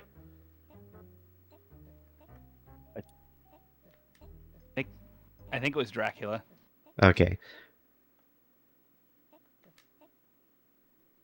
I need to have a skateboard and like Alucard's cape next to it as a reference to that awful cartoon. Whatever. Yeah. Okay. So I How wonder, do is he streaming backgrounds off the disc, or are they all sitting in RAM? I believe he's loading them between scenes because there's a slight pause.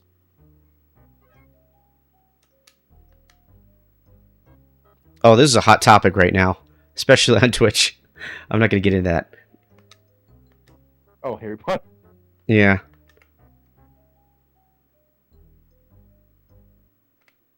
Hot topic is right. Yeah. Garlic. like that's fully modeled garlic. So they actually like modeled the whole thing. Like there's a little bit of Z fighting, but those are they're burning quads on such a tiny detail. It's kind of funny.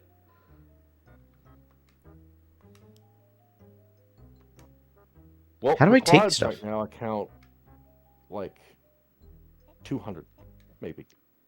Yeah, it's not a lot.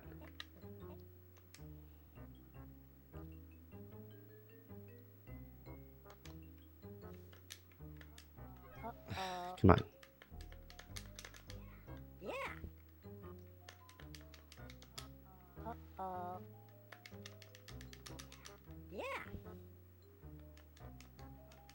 How are you supposed to know?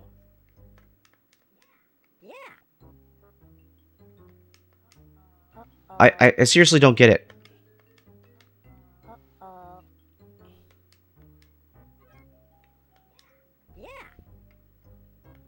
Oh, I have to wait for them to turn over. Yeah. I thought I was supposed to guess.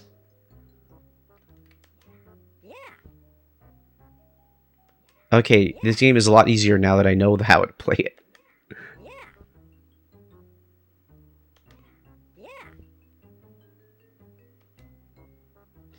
Oh, whoops.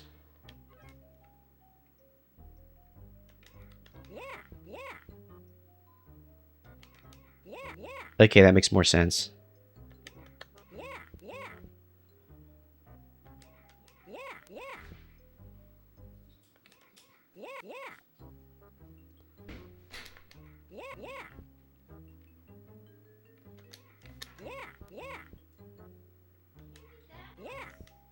Dang it.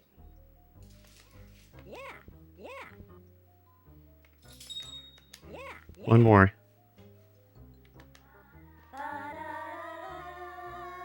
Did they record that? Where do you get that sound effect? You have to record that somewhere. Is it a toilet?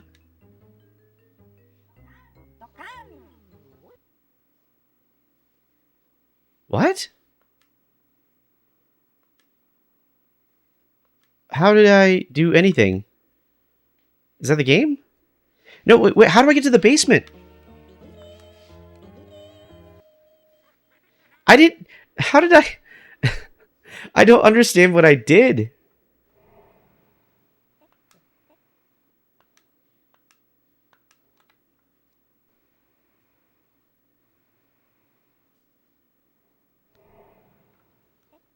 Opponent, I don't know what you're typing in chat, but apparently the Autobot just hates you tonight.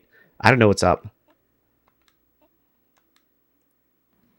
Does he have cap locks on? Maybe.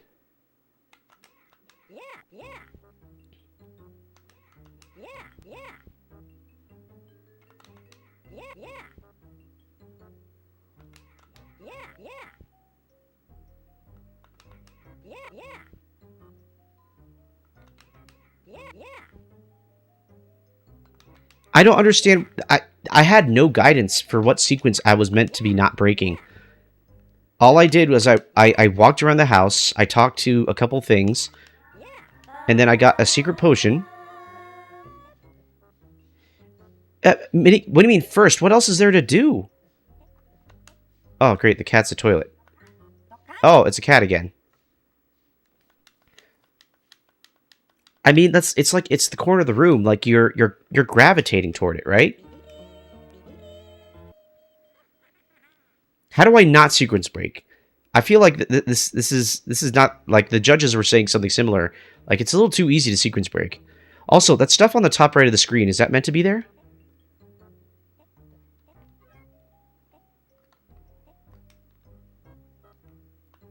Ah, dang it. Okay, let's restart.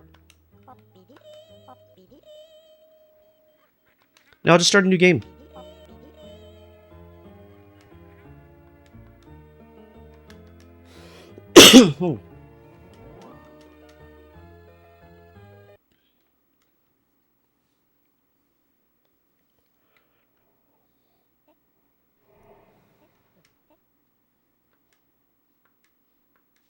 Wait, what? No, but I started a new game. Is it saving the old state? Okay, yeah, I'm gonna reset.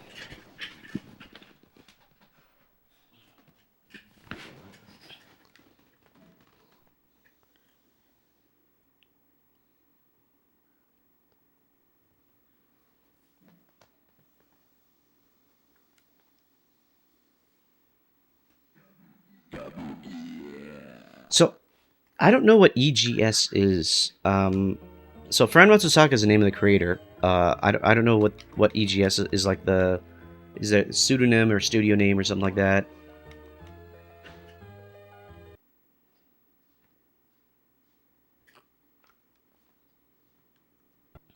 Okay, we're gonna try one more time to not sequence break. Let me go talk to the frog.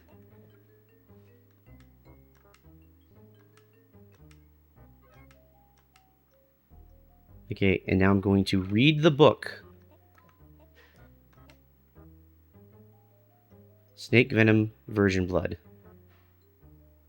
Okay. So let me go get some snake venom somewhere. Matches.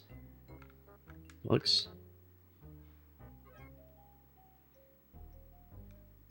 Garlic.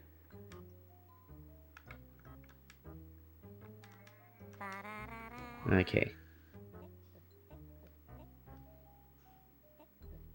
Let me change back into my brand appropriate clothing.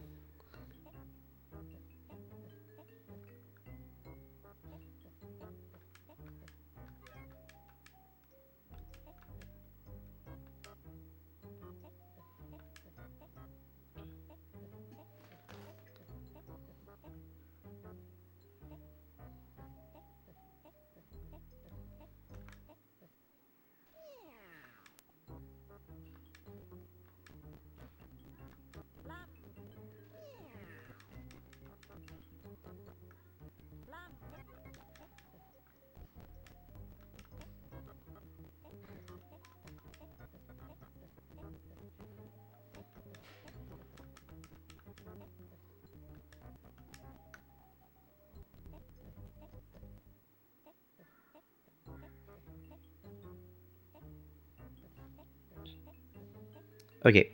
Yeah, the controls are throwing me off a little bit.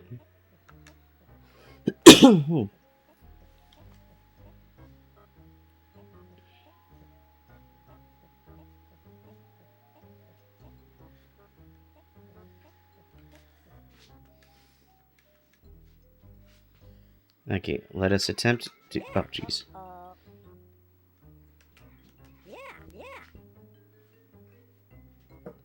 Ah, okay. I'm not doing well.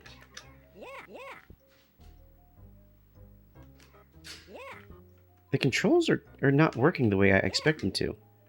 I don't know what's going on. Esos Gipoy... Okay.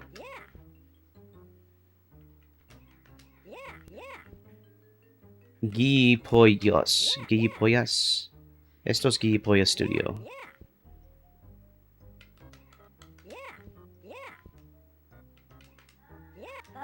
Okay. Why is the cat a toilet now? Okay, you know what? Definitely I broke the game somehow. I don't know how, but I did.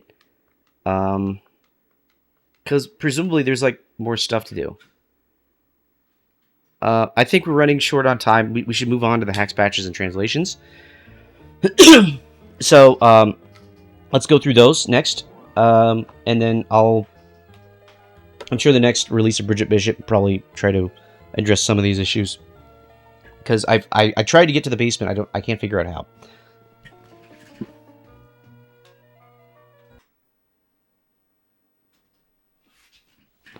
But that was the first place entry, Bridget Bishop, with 8 points.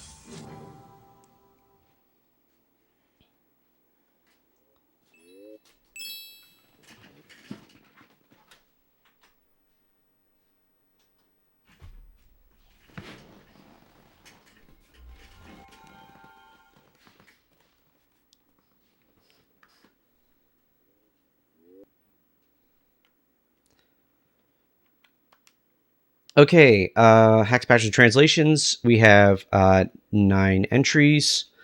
Last 2 entries are tied with 46 points. 46B is... which one was it?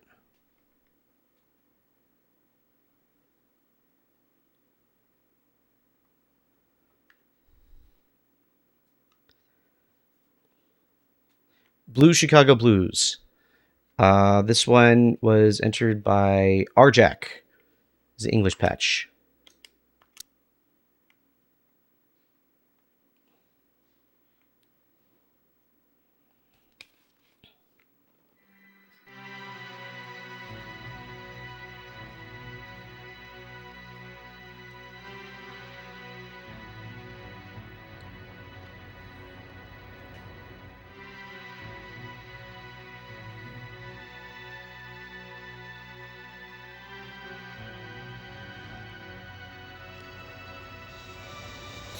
Yeah, so there's a lot of surprises, at least for me, with the scoring on the hacks, patches, and translations. Stuff that you expected to get score a lot higher than you thought did not, and a lot of people picked some, I guess, some favorites that I wasn't expecting. So yeah, it's not quite like normally for the hacks, patches, and translations. You figure, hey, that really popular game just got translated and released. I know who a lot of the judges are voting for. I know what's popular. I know what people are looking forward to. This time around, not quite. It's kind of weird how some of these scores came out.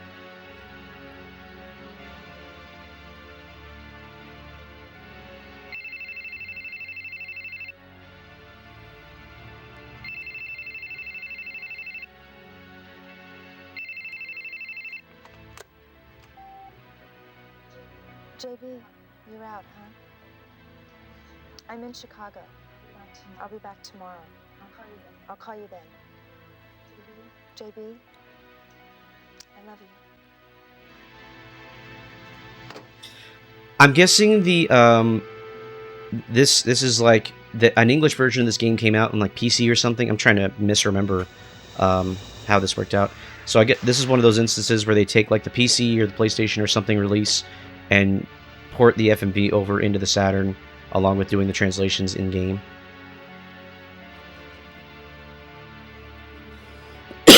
Yeah, the English version was on Laserdisc and PC. Was on what? It was on the Pioneer Laser Active.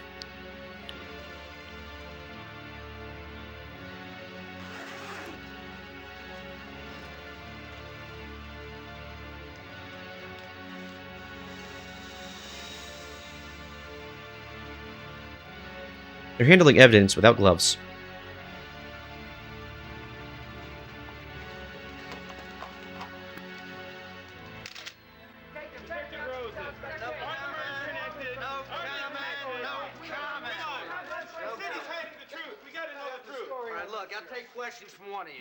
So yeah, the original Japanese version, this was all dubbed in Japanese. Yeah, I figured it was something like that.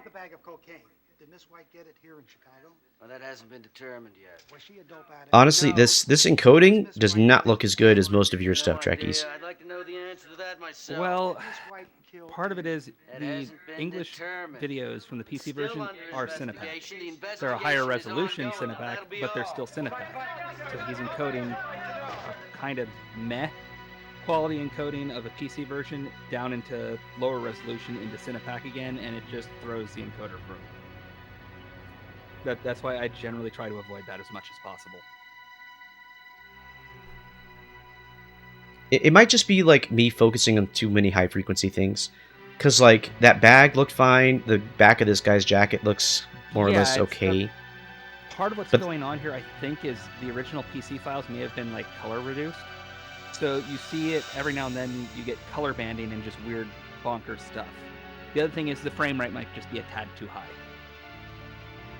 Because one thing is, if you have a really high frame rate and there's a lot of stuff moving and you have really high quality audio, you're not going to get a good video encode. Yeah, because you were eliminated by the bandwidth of just loading the file and playing it.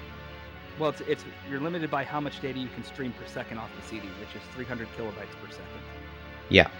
Roughly give or take. So, for example, CD audio, if you have like CD quality audio in your movie, which would be 16-bit stereo, 44,100 hertz, I think. If you have that, that's going to take over half your available bitrate for just the audio. And a lot of really bad Saturn Cinepack, that's exactly what they're doing. They have really high quality audio and they have really high frame rates, and it's just a recipe for disaster. but depending on how this game is programmed, his hands may be tied with what specs he can use. I ran into that with Soccer Wars, the very first one. That game insists that you have 16-bit mono 32,000 hertz audio. If you use anything else, it won't play. So some games are very stubborn.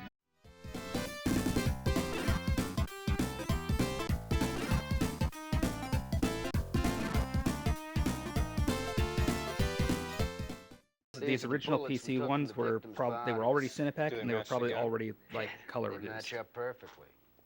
So for me, it's not the colors; it's the quality of the facial features. It's the high frequency stuff that's throwing me off. Well, so when I'm looking at the colors, like I'm looking at the wall there and I'm seeing noticeable banding, but you can see the pixels kind of just like dancing. When it's a still shot, that shouldn't be happening because the wall's not moving. That's just the encoder getting confused by old encoding artifacts and low color depth. So yeah, that's why generally re-encoding something that's already been encoding is not a good thing to do. What makes you feel that way? Let me ask you something, Harold. Yeah, if you look at the wall by his elbow there, you can just see like it's almost just doing like this, almost like a lava lamp effect with the colors. To get my own. Yeah, I see what you're talking about. Like right next to his head, the still part of the window blinds and stuff. Yeah, that's not as bad. But you can just kind of see like things are just kind of funky. The other thing is this game might be poorly programmed and running in 15-bit color mode too. I've actually encountered a few games doing that.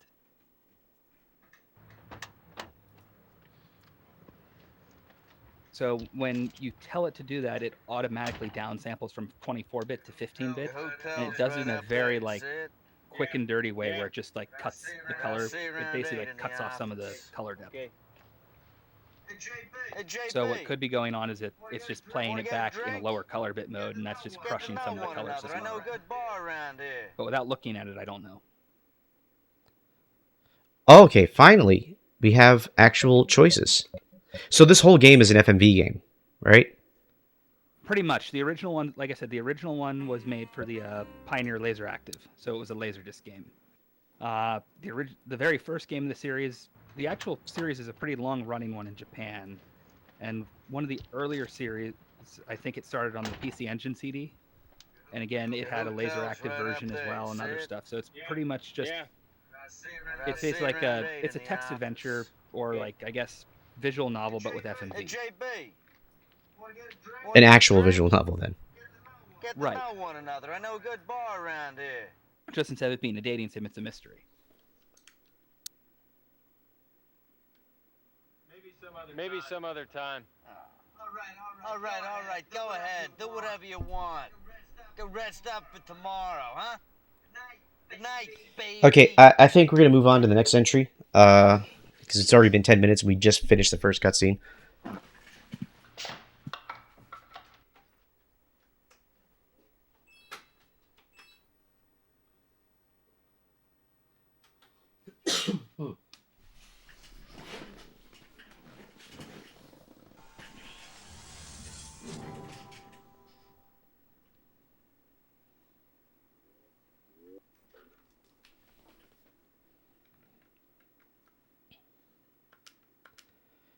Okay, so tied for 8th place with 46 points is NBA Jam Tournament Edition Walrus Edition Hack.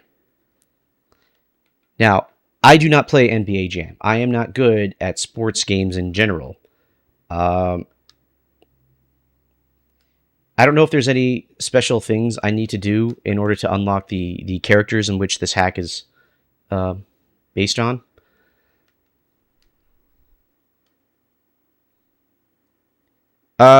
Diggs, welcome to the stream. You were actually we're going through the winners of the 28th anniversary Sega Saturn homebrew game competition. We're in the hacks, patches, and translations portion. So we're going through every entry to see who scored what. So right now, the last two entries that we've seen are Blue Chicago Blues and NBA Jam Walrus Edition, both tied for 8th place.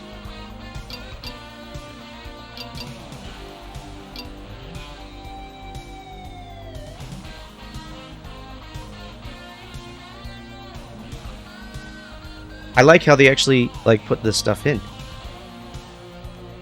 Oh wait, was I not supposed to press A?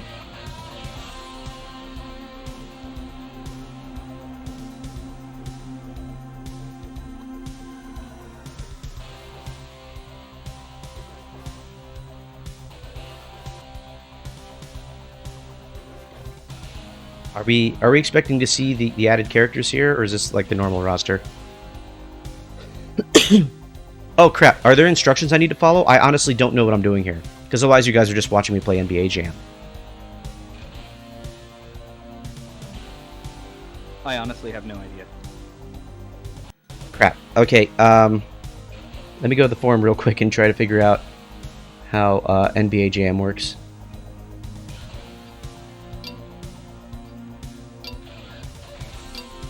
Okay, how do I actually start the freaking game? Codes. Oh, okay, let's enter some codes. Could someone please do me the favor of looking up the codes I need to enter? Seriously, what am I supposed to press?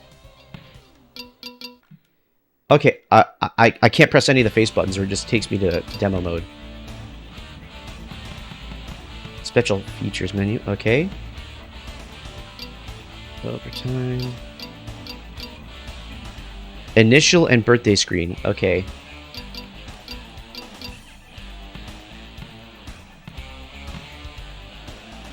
Okay, what initials? It's when you go and start a game. You have to put in Yeah. your initials.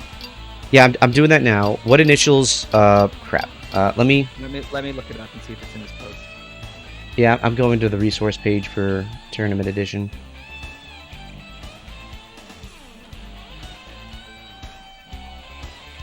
Yeah, I should have prepared this better ahead of time. I don't know.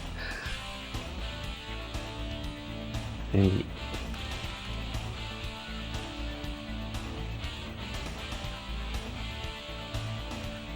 Okay, let's see.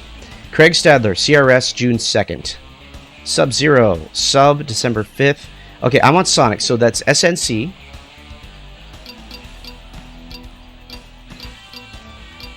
And then his birthday is January 1st? That's not correct. It's like June 6th or something. Yeah, it should be June something. No record. Okay, but then how do I... That's fine, and then it should be one of the teams should have him.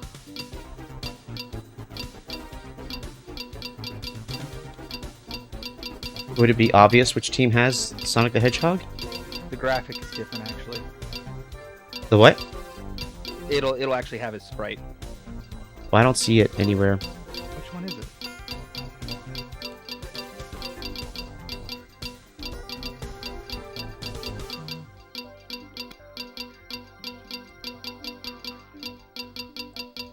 None of these look like Sonic the Hedgehog. Degenerate, right? Oh, I have to swap. Okay, I got to go through all of these and try to swap.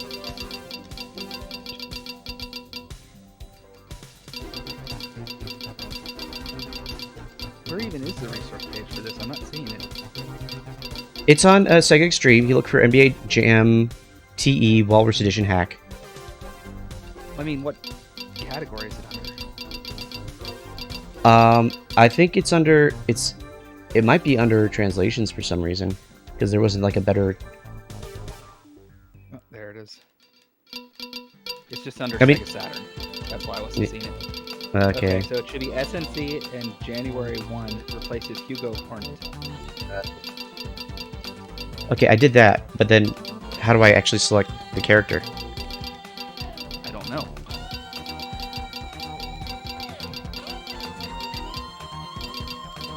You didn't do it correctly. I didn't? Okay, what was I meant to do?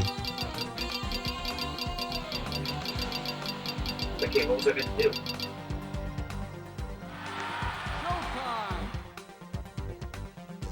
Tonight's matchup, the Heat versus Mavericks. Replaced Hugo Hornet.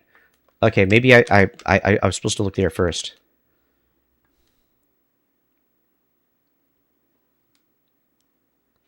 Dang it.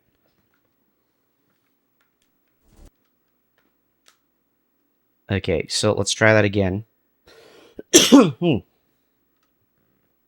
Just look at your chat. I'm looking. Well, I mean, I entered the code.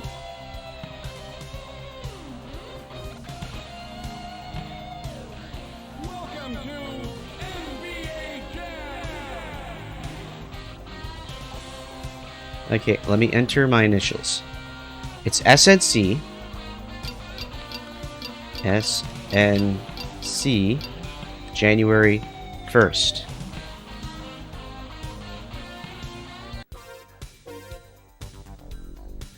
It said it replaced Hugo Hornet. But I don't see...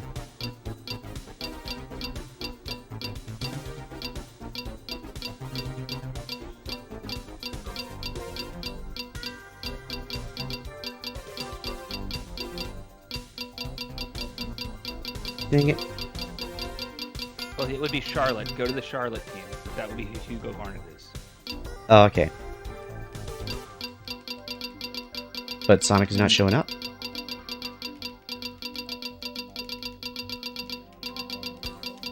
No, the secret character shows up for every team. Go back and hold start when you're ready to play. Okay, I have to hold start? Okay.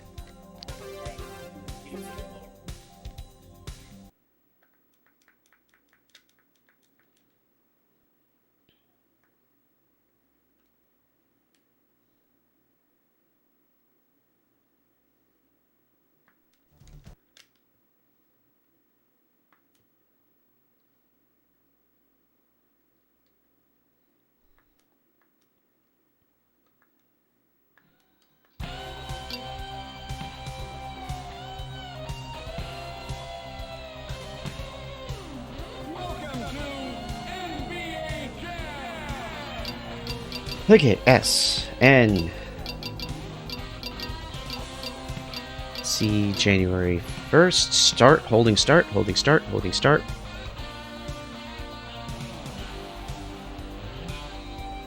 Holding start, nothing's happening. Pressing start, holding start. Press start, hold start. Holding start. Okay, that didn't work. Tonight's matchup, Suns versus Mavericks. Try June 1st instead of January 1st.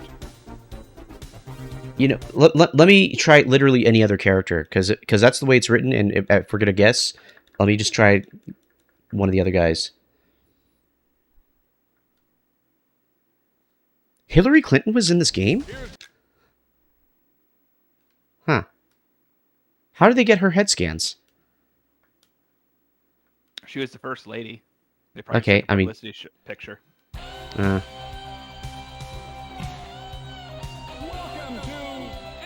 Okay, Sub-Zero. Presumably this is one of the originals. Let's try to get quick. What you do is you enter the name. When you're ready to finalize the name, you hold start, then hit a button to go to the birthday. Continue holding start, enter January 1st for Sonic. He is January 1st.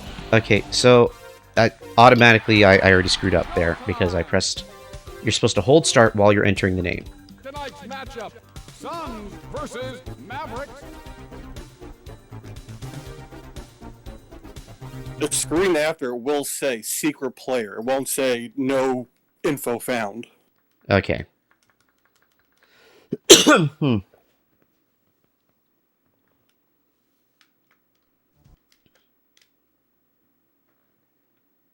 Let's try to get Craig Stadler because he is the namesake for this. So it's CRS, hold start, and then enter June 2nd.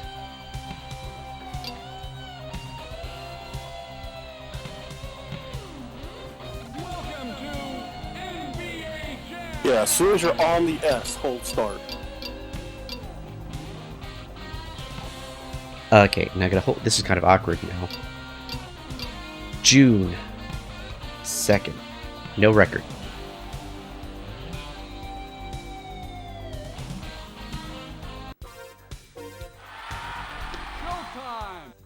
I don't know what I did wrong there.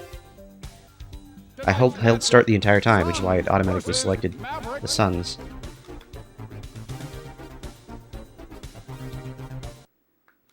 I really want to figure this out. I don't want to, like, not display what's in the patch during the showcase.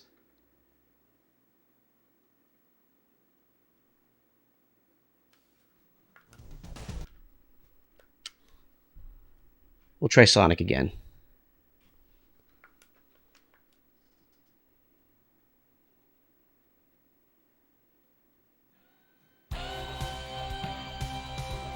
Okay, we'll try one more time. Welcome to NBA Jam. S, N. Okay, I'm over the C. I'm holding start, pressing C. January 1st. No record found.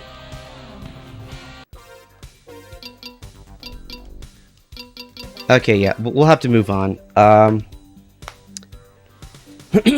Next one is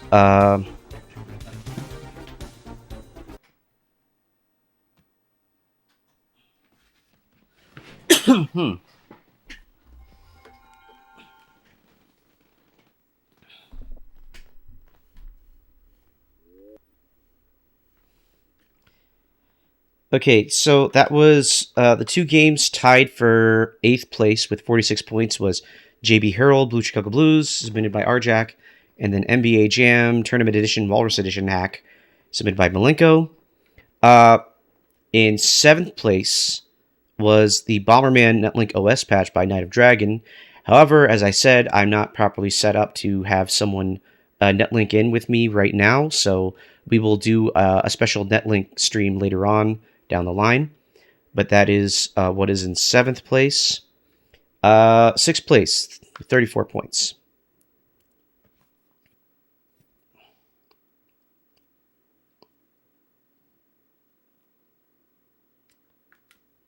Is Bastard Baroque. My submission, with help from Night of Dragon.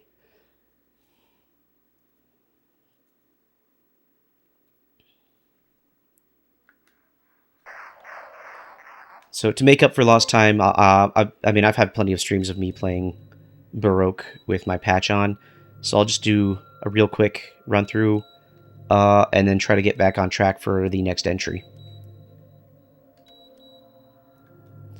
So what I did for this patch is Knight essentially got me set up to know where and how to replace the text, and then I generated the English font along with some additional symbols to... Where's my... There we go. To be able to display some basic information, but dealing with the Japanese character limits, I had to truncate a lot of stuff. And I did generate the font table in such a way that we can try to squeeze more information in. But I don't think we've quite implemented a fix for that. And I think once that's actually implemented, that's going to be like the starting point toward doing the real patch. The Bastard patch is just like the short term, turn it around in a year or so, and just get it playable. So in this case, playable means I can look at my inventory and play the actual game and kind of interpret what the characters are saying. There's the Angel Rifle.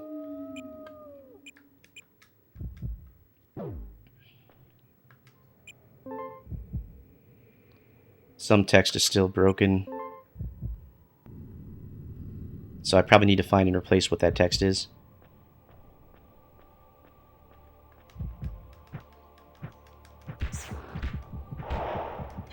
Honestly, graphically, this is a pretty nice looking game on the Saturn.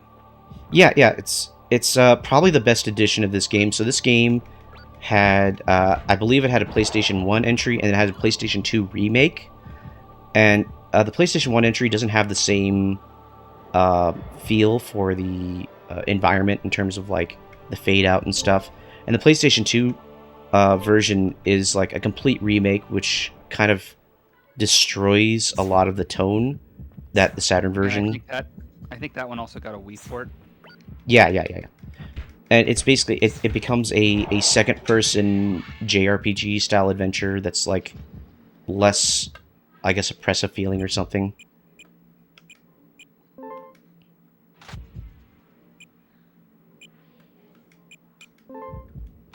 So the reason I was interested in getting started on this patch, because I kind of interpret it as a first-person RPG style adventure with free movement. So this is kind of the control scheme and gameplay loop I would prefer to have in a game I'd like to try to make. And all the pieces here... Oh, there's a ghost. Okay. Spooky, scary. My only issue with this game is the fact that it's a roguelike. So you play through and you get to the bottom of the dungeon and you have to reset and you lose all your progress. And that's like one of the things that turns me off of actually playing this game for real. Oh, Knight, are you still looking up how to do the tournament edition stuff? Hold L plus R. Oh my goodness. Okay, yeah. Once we go through, we'll go back and try to do it again. That is so dumb. I mean, I guess Malenko was expecting people who actually know how to play NBA Jam to know to do that already, but probably next time it should be included in the instructions or something. Maybe it is. Maybe I forgot. It was in like the entry on the forum. Anyway, the big thing that Baroque has going for it is like it's very good at getting the gameplay and the environment to evoke a feel to it. It has a kind of like, not like a depressing, but I keep using the term #deep, but that's not really a good description of it. It's like introspective and dark. And part of what's reinforcing that is the fact that like you're eating that's a chicken leg there that I drew, but it's really just flesh. It's supposed to be like, I think, human flesh. And there's like a heart, and I tried to draw an 8x8 heart, or 8x16 heart as best as I could.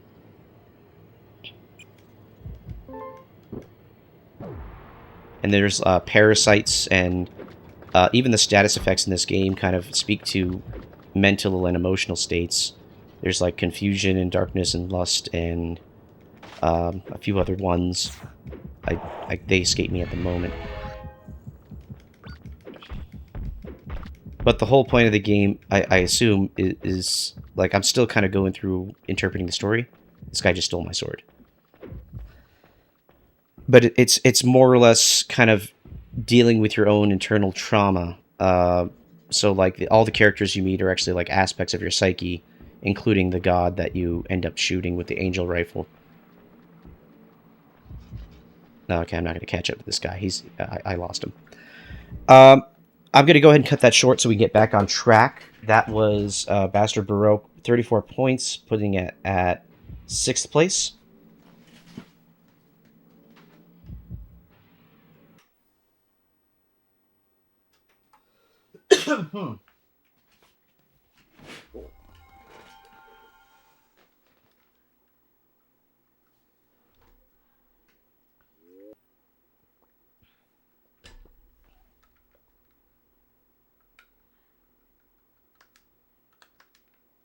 Okay, so then 5th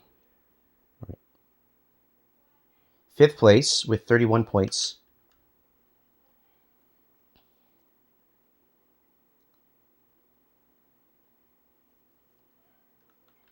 is Lunar 2, submitted by Mr. Conan.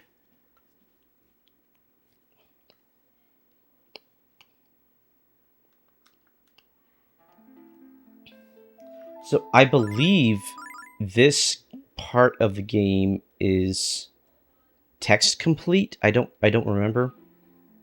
I don't know what the status of this patch is off the top of my head, but I think like okay, so there's still some Japanese text. He still needs to get the subtitles and all this on the FMVs working. Okay.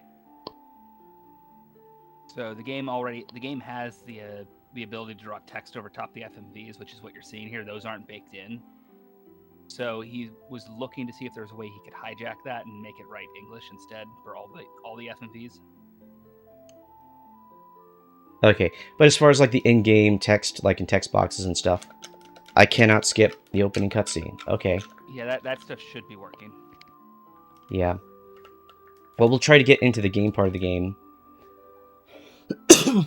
The FMV quality in this game, though, is quite nice. It uses the ADX Cinepack variant, and they pretty much pushed the bitrate pretty well. I actually looked into it and saw that they were even using tricks like using variable frame rates and all that kind of stuff.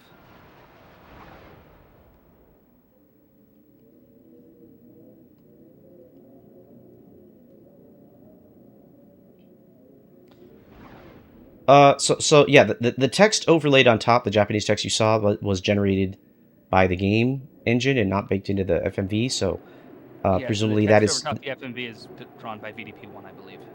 yeah, okay, yeah. So those are VDP1 sprites. So presumably those can be replaced with English character sprites and different draw commands to actually translate that text for the FMV. Yes, and it's possible that it could be used for the other FMVs later to do actual like soft subs.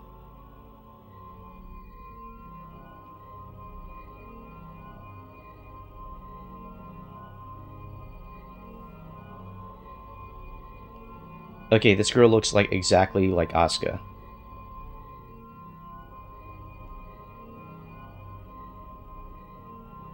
I don't know who the artist for Lunar is.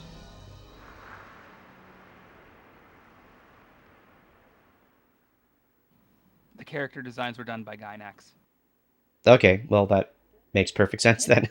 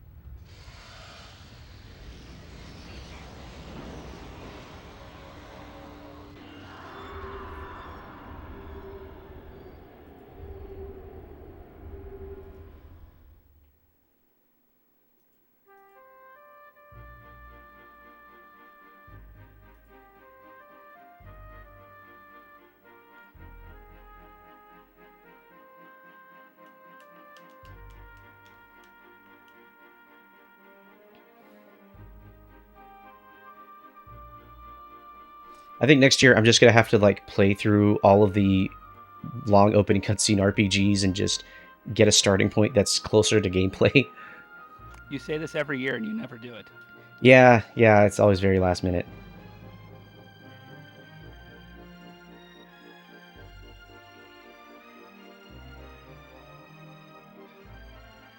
You know, that's probably an actual feasible solution. I'll just ask entrants for saves that are somewhere near a part you want to show off.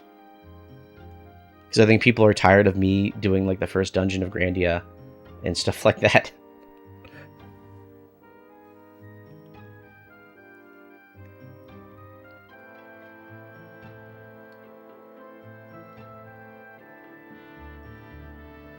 So for people that know Lunar well, I played the only Lunar I ever played, and I enjoyed it, was the Game Boy game. I forget what it was called. Let me look it up real quick. That's the remake of. That's the Game Boy version of Silver Star Story. Yeah. Okay. It's kind of meh. But I mean, for a Game Boy game, I thought it was pretty good at the time. Yeah, but it's the worst version of. It's technically like the worst version of Silver Star. Probably, yeah. So that would be like Lunar Silver Star is like Lunar 1, and then Lunar 2 would be the direct sequel to that. Yes, it takes place 1,000 years later. Okay, so direct is roughly, give or take. Direct is not the correct way of saying that. But the kind of like the stuff you were seeing, like the murals on the wall, that's kind of telling like the lore of how the world got set up the way it is. Right. But in terms of like having played the first game, does that allow me to understand anything about the second game? Because 1,000 years is a long time. You know the world a bit more, and there are like characters you'll meet from the first game who are still alive somehow, and there's some references back to the first game. Okay. And did Lunar Silver Star, did that come out on the Saturn at all? Is there a Saturn port? or is that purely Yes. Sega CD? Yes, the Saturn version is the remake of the Sega CD game. It came out first on Saturn and got ported to the PS1. You played the demo of the translation patch in the first competition. Crap, I forgot. I thought this was that. I thought he No, was this still is working. the sequel. He's going So to come wait, back to Silver Star Story at some point. okay, because There's one or that two confused bugs me. that are still in it that we need to fix, and I think I know what's wrong with them. He just needs to sit down and work on it. Okay, because I'm seeing this is an update of the previous lunar patch that he did. It's like, oh, okay, so he Submitted finished this one it. last year as well. Yeah. And then, like, really, a couple years ago, we did Silver Star Story and submitted that. Okay, because I kept interpreting that as, oh, you're still working on lunar, so this is progress toward finishing lunar, but I didn't differentiate between Silver Star and Eternal Blue.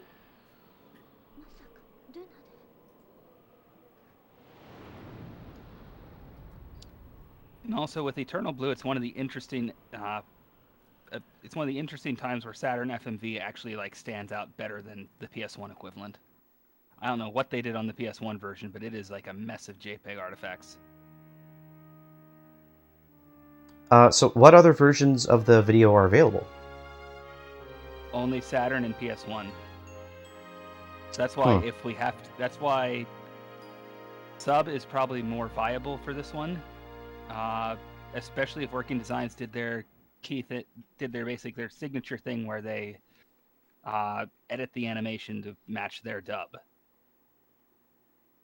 So that is the entire reason why we had to use the Xseed dub for Silver Star Story, because Working Designs didn't align and line up with the actual lip flaps.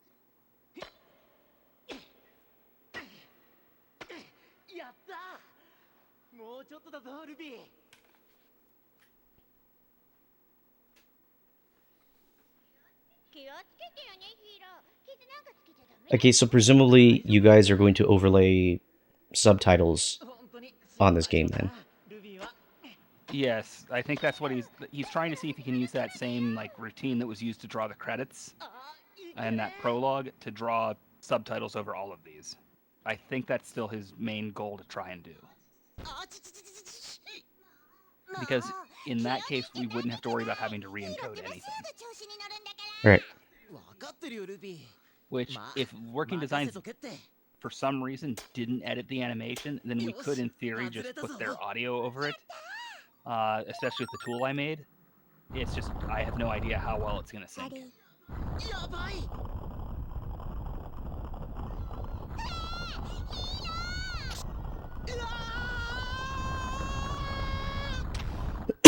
So now I have to go back in my records to see what was submitted, but it should all be listed on my website. All the competitions should be there, the history of the competitions. So 19, 20, 21, and 22.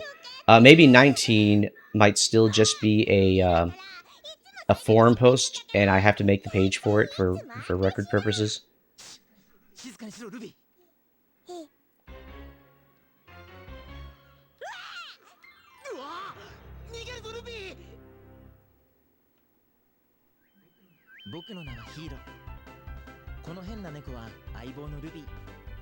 So there's a voice over.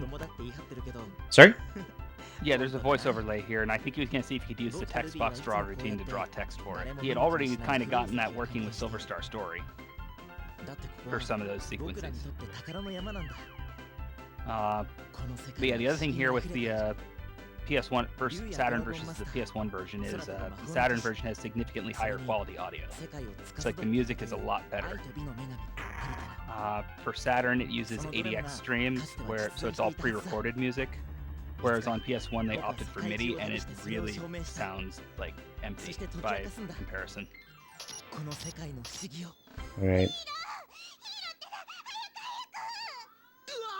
That's weird though, because I mean they both have the same speed CD. You'd think they'd be able to handle. Yeah, and the PS1 supports 80 PCM by default in its hardware, so it really doesn't make any sense. Yeah. But a lot of the PS1 JRPGs ended up with MIDI soundtracks. Right. Though, oddly enough, like Grandia, they kept the pre-recorded music and converted it over to the PS1 format, so I don't know why they didn't do it here.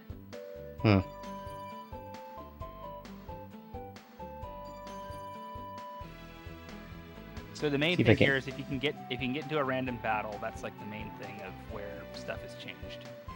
Right, but I don't even know if I'm allowed to play the game yet. You should be able to get into a battle here. There we go. Yeah, so if you get into a battle, that's the main thing you'll see that's different. It's not a glitchy mess anymore.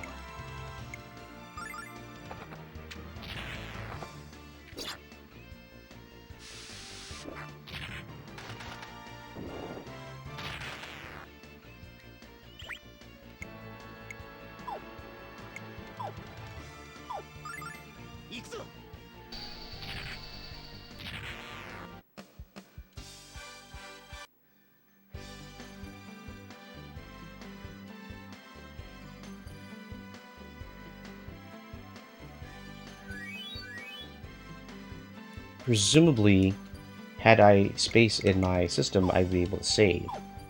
But I currently do not, so I'm not. If you have the cartridge installed, you can save to the card. I think what's in my Saturn right now is a netlink or something.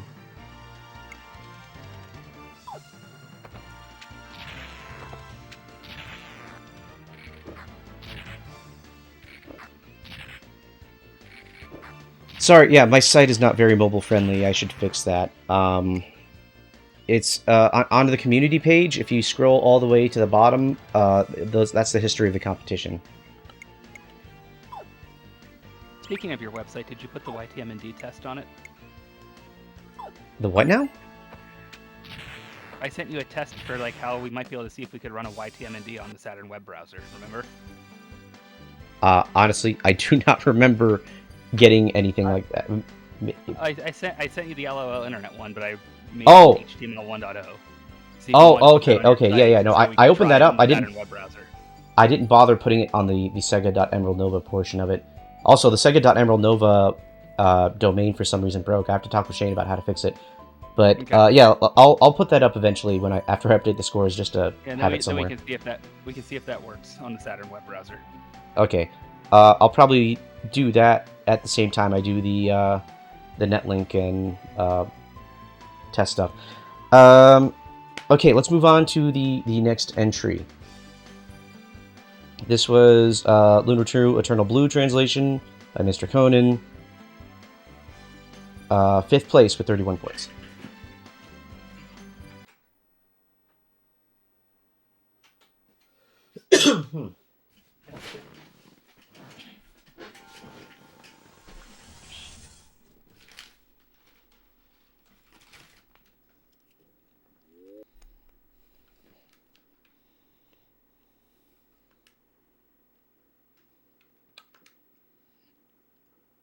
Okay, 4th place with 23 points. So this is where the scores start to get confusing from the point of view of this is what I expected and here's what actually happened. So, 23. 4th place. It's the Sakura 2 demo.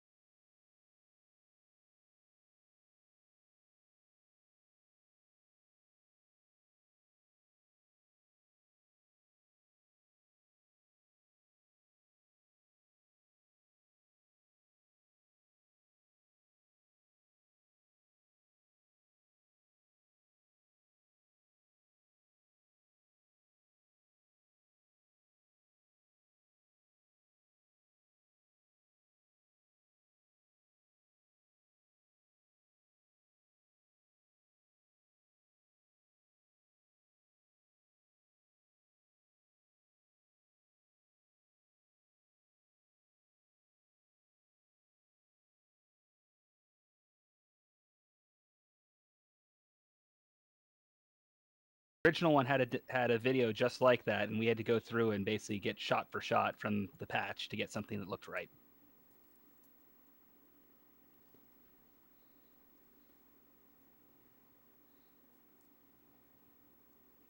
And of course, you had to edit this video to get this to show up the way it so did. So the logo here was done by Joku, and he made this all by hand and tried to make it match the original logo.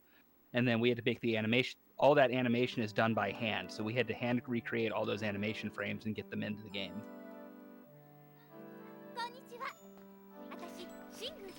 And then for this part here in the demo, what happens with the text, the way the text draws is actually it's actually linked to what makes their lips flap as they talk. So what would happen in the demo, at least, was when their lip flaps stopped moving, the text stopped drawing. In the final game, it will at least finish drawing the whole way. So I had to go in here by hand and hand insert new draw commands and sync everything with the lip flaps without breaking the synchronization of the lip flaps. So that was a very long and tedious thing where I had to go just keep doing trial and error until I got it right. And you're skipping it and aren't even letting the lip flaps move. I'm not skipping it. It's this is how it's playing. Okay. See, her lips are flapping. I don't have my sound on your stream, so I don't hear multiple stereo. It looked like you were skipping.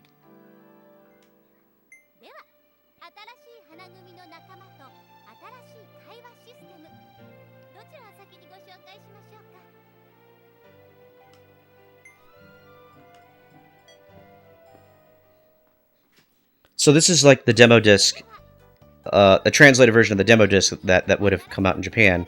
So is there? Right. It's like a preview video and her talking to you. Yeah, it's basically like meet the new characters, learn the new dialogue systems, and a short trailer. So this was released as a standalone disc in magazines, I think, and it is also on the Sega Flash disc, I think volume 26. Which the Sega Flash discs were basically the equivalent of the bootleg sampler in Japan.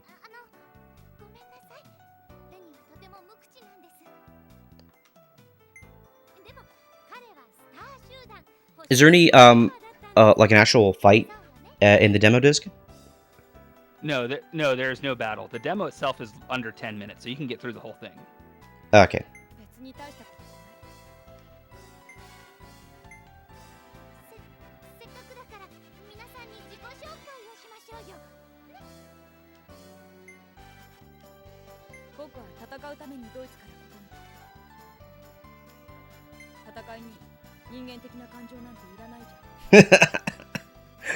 They made the German an emotionless robot.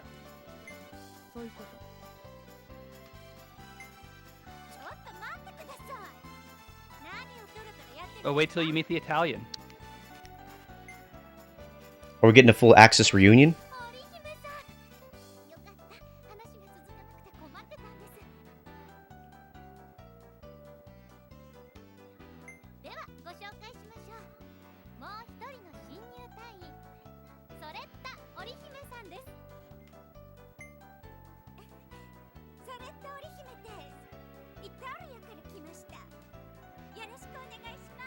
So they gave her a Japanese first name, which is a choice, and the same with the German one. Yeah, she's half Italian, half Japanese. Okay, so they're all half Japanese, basically. Rennie might be full German, I don't know. But Rennie's not like a German name. At least I don't think it is.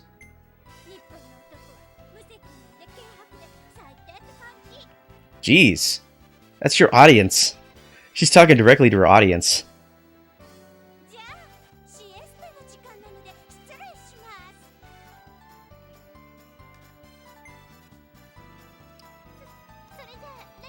But basically, Orihime speaks in a very awkward way, and it's one of the things we've been trying to wrestle with in the translation of the full game. So it's just trying to get it in a way where it comes off that it makes sense, but also still captures the awkwardness of how she speaks. So that's kind of been an interesting one that we've been working with. Yeah. But how do you translate the hand gestures? That's Italian. They're just in the animation, I guess. Okay.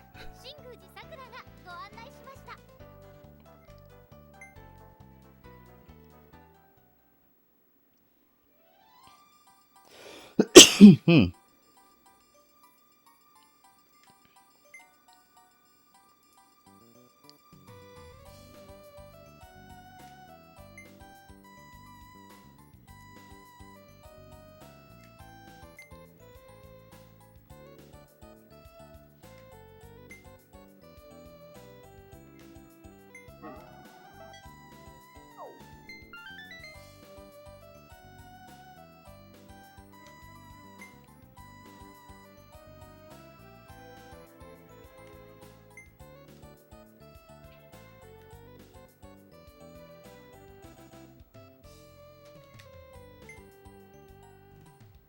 So lips, that's like a forced initialism, right? Like, that's Yes. okay. It's supposed to like kissing, I guess. That's like the thing they're trying to do. Or just talking or whatever. Yes. It's one of those forced acronyms.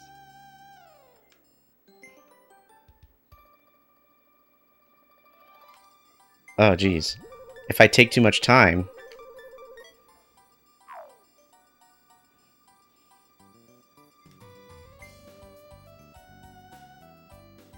Oh, now I'm gonna get her bad ending.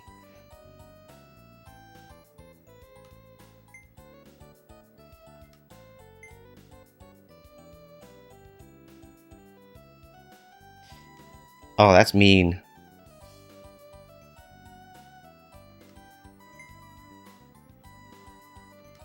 Okay, let's try actually waiting.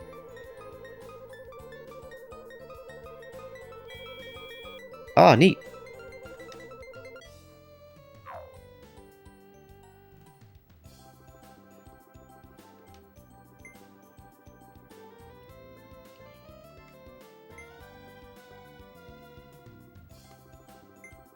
So for the next one, do you want to know how to get the best way? What? So go as quickly as you can. You want to do pajamas, shirt, tie, and then wait, and you'll get another option.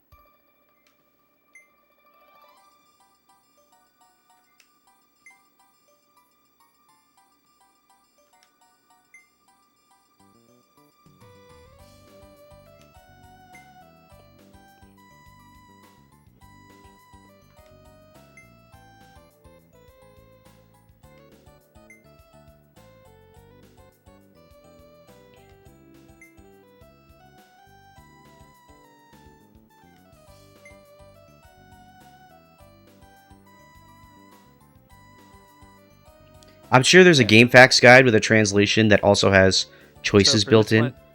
So for this one, Emerald, you want to do pajamas, shirt, tie, and then wait. Okay, pajama, shirt, tie. And go as fast as you can. Don't, like, just when she's saying stuff in between the choices, just get through it quickly.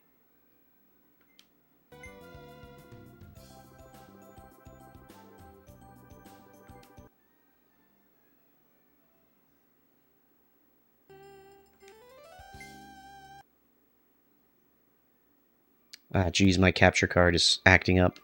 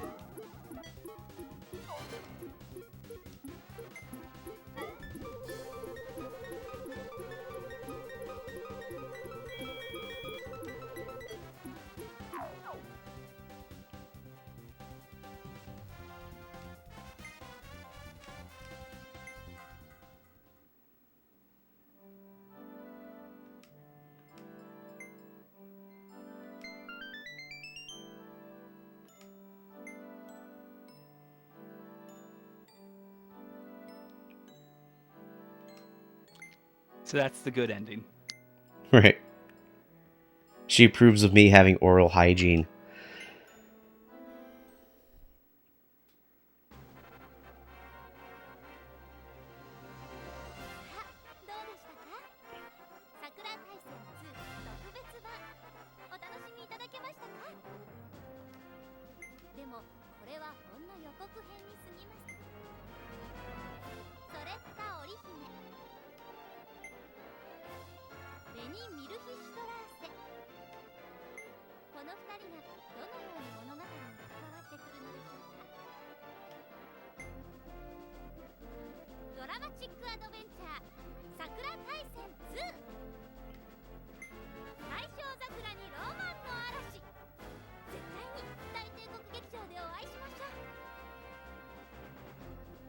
And some of these lines were just too long that I just said screw it and just put all the text draw commands at the end.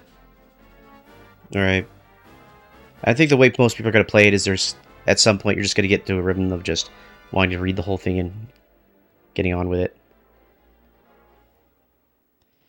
Okay, that was the Sakura Wars 2 demo submitted by Trekkies Unite 118 in fourth place with 23 points. Now we're going to the top three.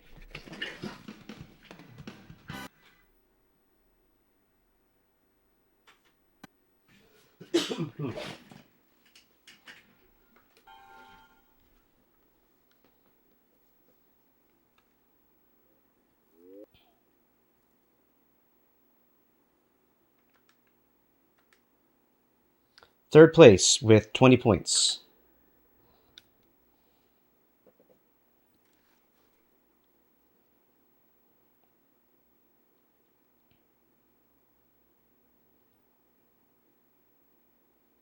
The Stellar Assault Demo Translation Project, submitted by Shadow Mask.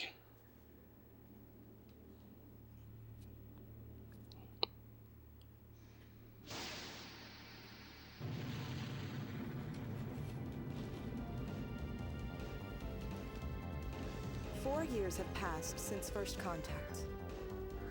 Earth, the third planet, fell under siege to an alien fleet the likes of which we'd never seen.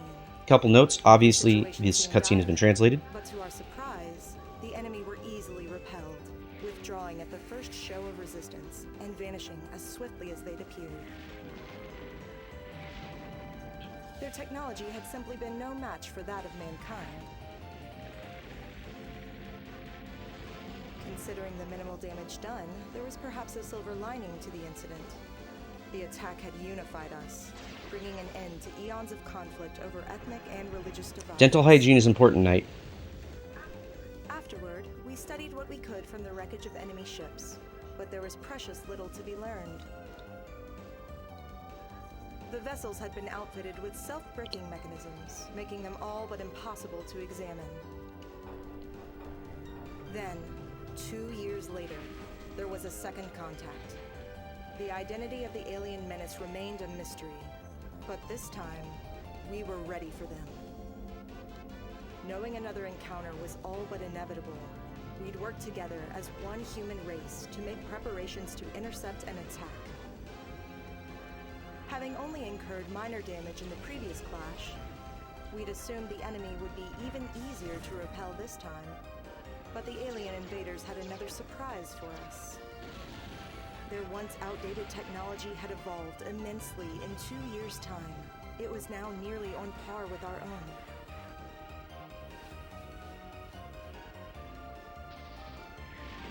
Had we not undergone a technological revolution over those 2 years, they might have wiped us out then and there.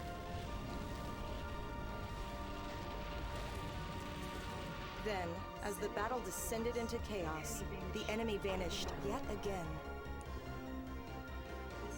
This time, however, we were able to track them.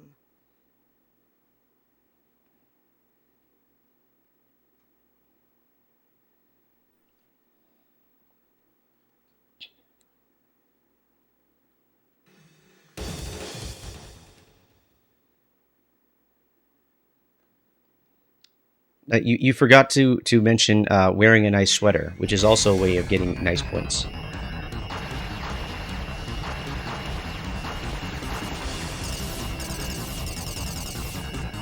What's the throttle?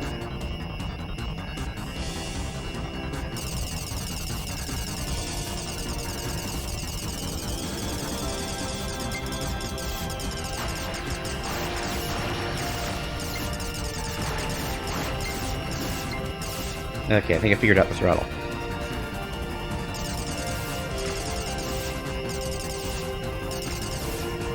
Oh, okay.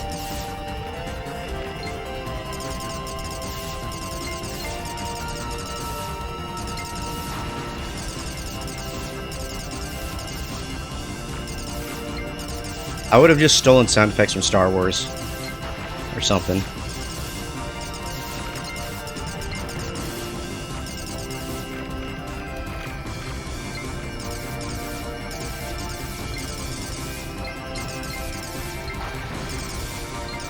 It is a solid space shooter. I'm guessing there's like a solid story attached to it once it's translated.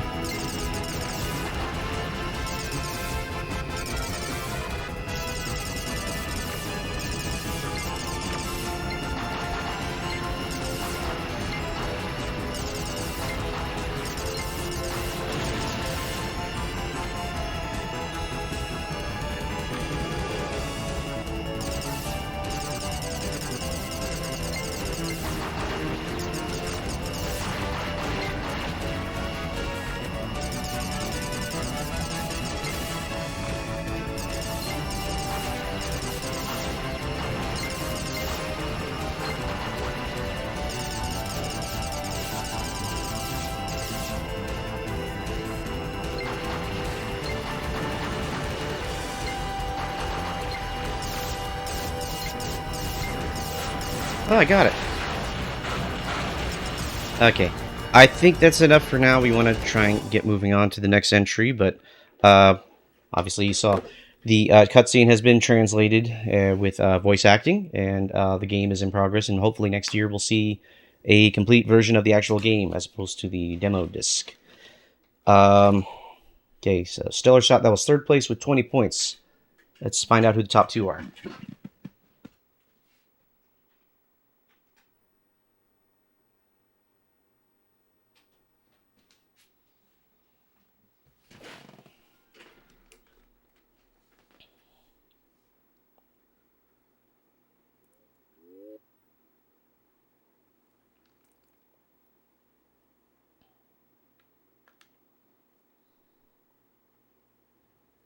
Yeah, it was a decent gameplay loop. Like I enjoyed the control. The only thing I didn't like was the throttle.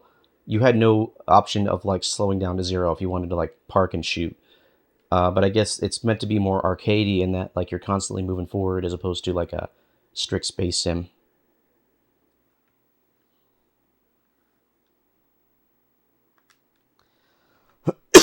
Okay, and just eking out over Stellar Assault, second place with 19 points.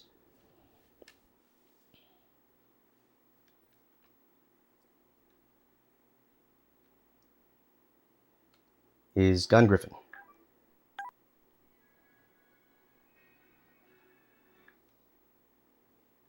Didn't know Gun Griffin did game arts.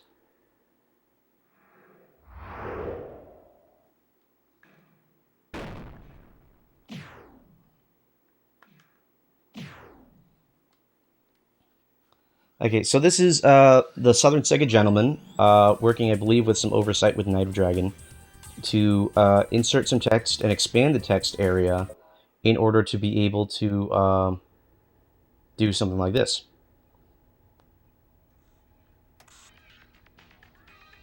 So for those that know the SSG, he's big into like the whole mecha thing. He likes the Gunpla and Gun Griffin, and also a big into Panzer Dragoon. But I'm guessing he kind of took it to heart of if you want to see something done, go ahead and get started and do it. So he used to be one of the judges on the judging panel for the competition, but he decided he'd rather make patches instead. So he's been working on this for the last couple of years. So this version of the patch, I believe, is almost complete, or very close to complete, or something like that, where most of the game, I think, if not all of the game text is translated, and there's maybe one or two other things to get done.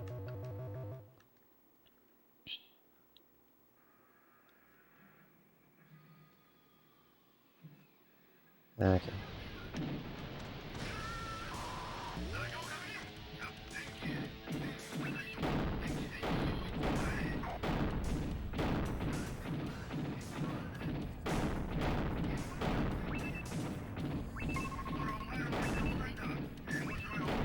Oh, jeez.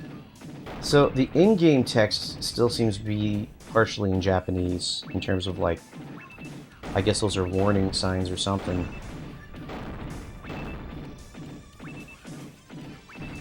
Jeez, I'm getting shot at.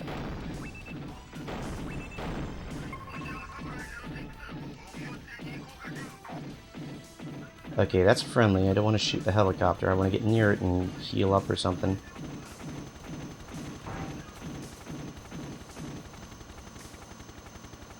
The controls are kind of weird in that the throttle is face buttons in terms of going backward and forward, but the D-pad is purely aim.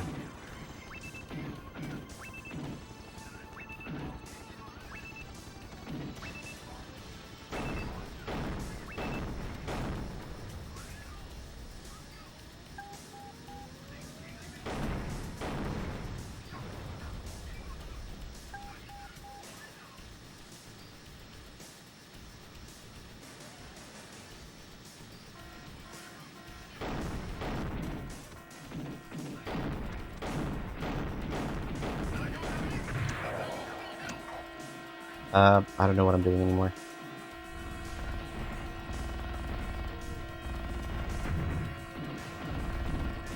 Well, that did it. Oh, crap. You've left combat area. Game over. Well, 我が隊は壊滅的な被害です。隊長には失望させられました。 oh, geez. Okay. Well, those that are better at these kinds of games than me can go in and play, and I believe virtually all of the story is complete, and you saw how the gameplay works. So, just to try to quickly wrap things up for tonight, I'm going to move on to the next game. Yeah. Okay, yeah, I guess that's possible, but presumably there's a story going on that you'd be interested in going through. It's a good game, I'm just not good at it. I mean, once I get used to the controls, I'd be probably enjoying my time a little bit better, but...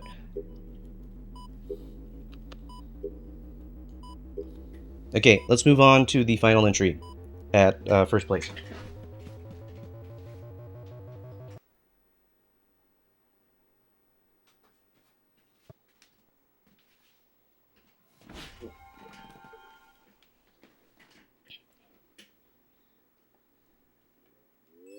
Jeez, freaking Sadie.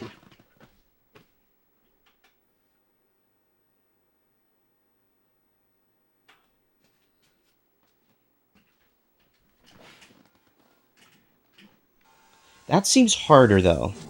Like, you're supposed to actually communicate with your navigator, right? Like, do you just like build up the muscle memory, just like figuring out what you need to do?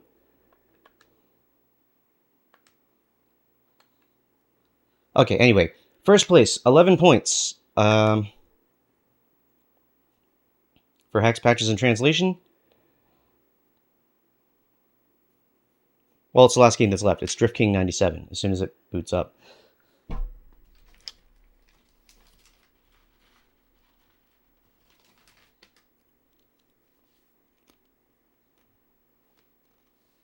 Okay.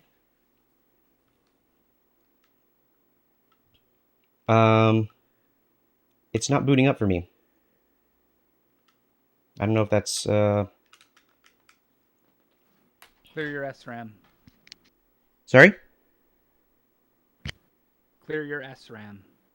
Oh, okay. Yeah. It does the same splash screen that Grandia does.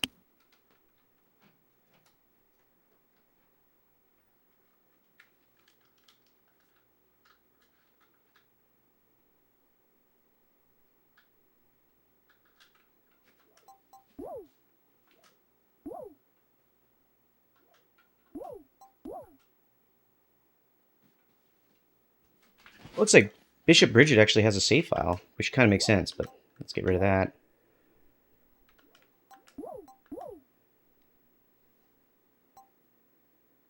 Don't know what that is.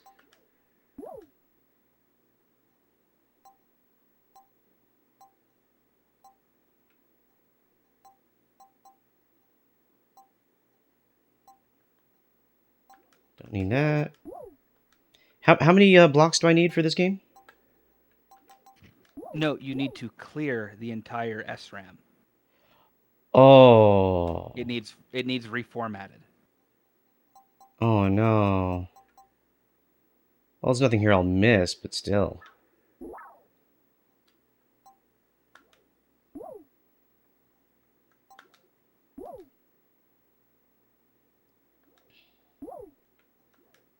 Because what basically happens is the splash screen, it checks for a checksum on the first boot, and then after that it saves the checksum to SRAM, and it checks basically does that address in SRAM equal all zeros.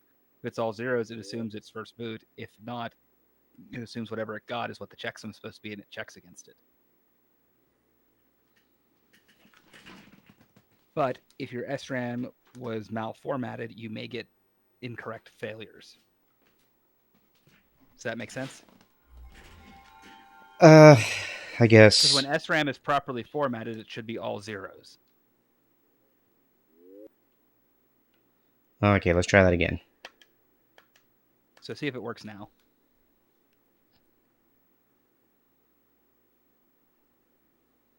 There we go.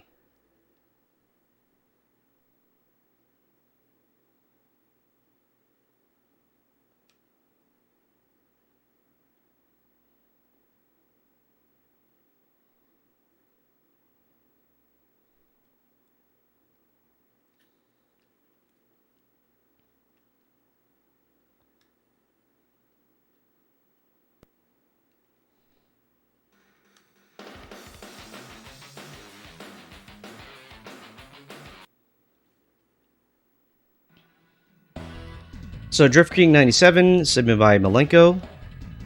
First place in the competition. Let's see what was added.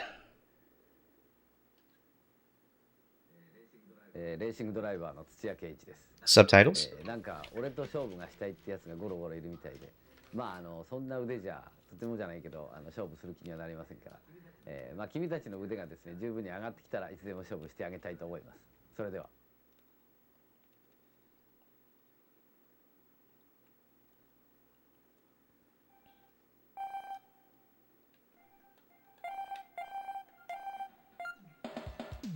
Okay.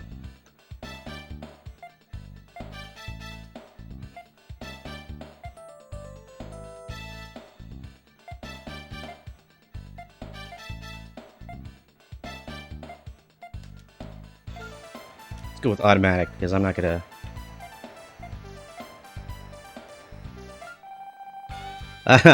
So there's Craig Stadler as the first opponent being inserted in the game.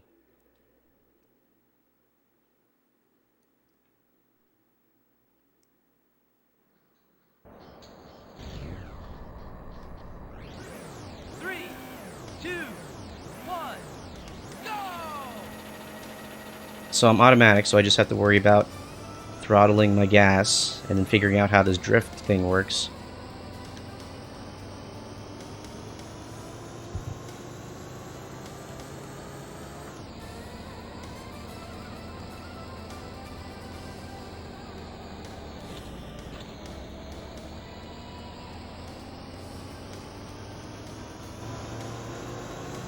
People seem to enjoy it. I think definitely like Saturn Dave, I think, has a very high opinion of this series.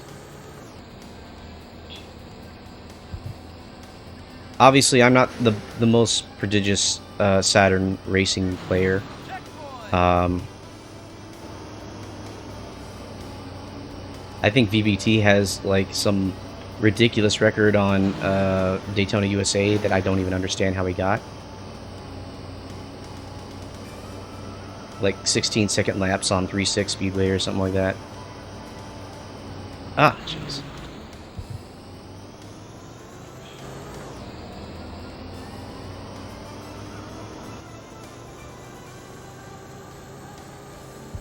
So is this like a qualifier round or something like that? 6 minutes and 31 seconds is a long race. That's much longer than I anticipate for a standard racing game, especially if you're starting out.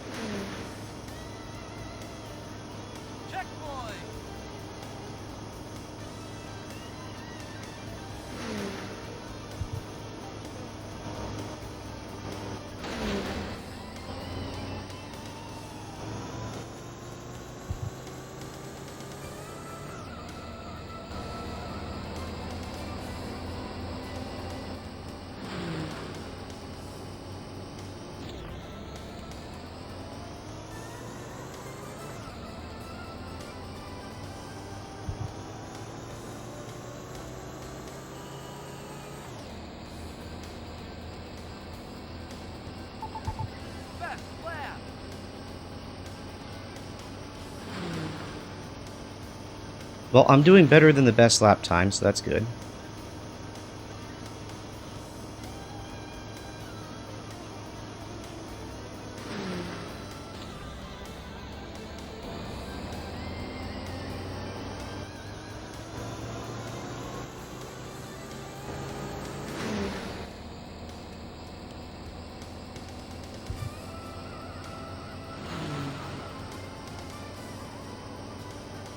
Is there a button for the camera perspective? Oh, geez. I think I hit the drift button. Okay, that's a horn. Oh, there we go. There's... Thing is, if I drive like this, I'll probably get a little bit motion sick, because it's a little too close to the ground.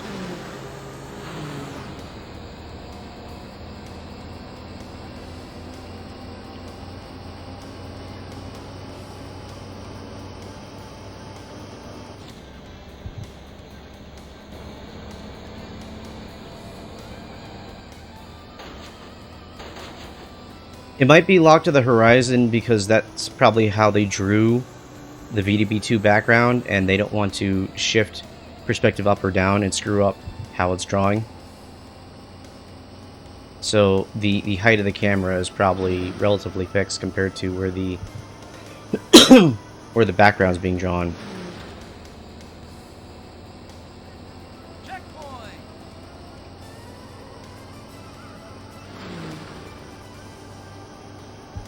Oh, geez.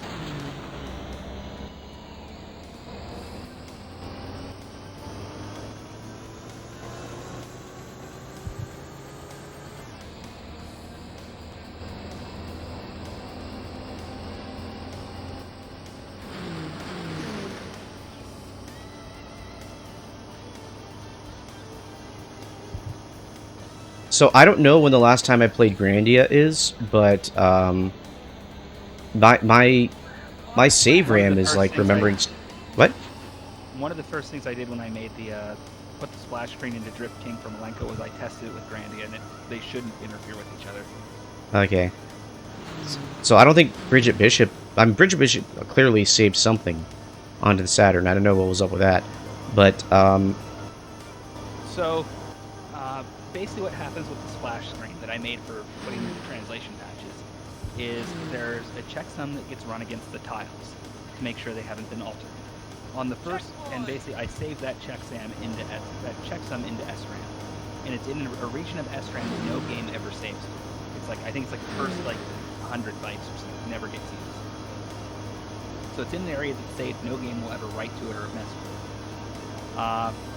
But what it does is, for the first boot, it reads that address in SRAM and checks, does this equal all zeros? If it's all zeros, it's like, okay, this is the first boot, so I need to actually check the checksum that's on the disk and compare it to what I got.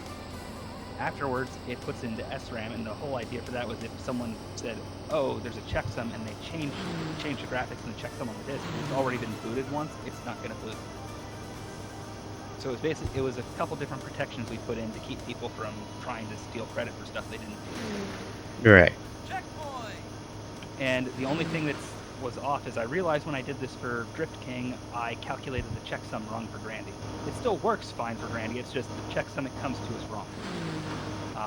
But since I thought it was correct, it all still works because it's checking for the wrong value. So it calculates it wrong every time and comes to the same value. It's just technically not correct. So for Drift King, I fixed it so it saves in a location that's like 4 bytes over from where Grandia saved it.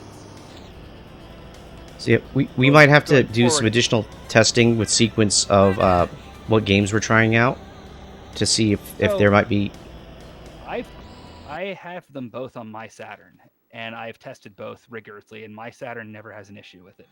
So what we've come to is every now and then it depends on how your Saturn was formatted. I think the issue is like if you just swap the battery and clear it that way and put a new battery in, it's kind of a crapshoot of how it gets initialized. Whereas if you go in and clear that will write it all to zeros like it should be. All right.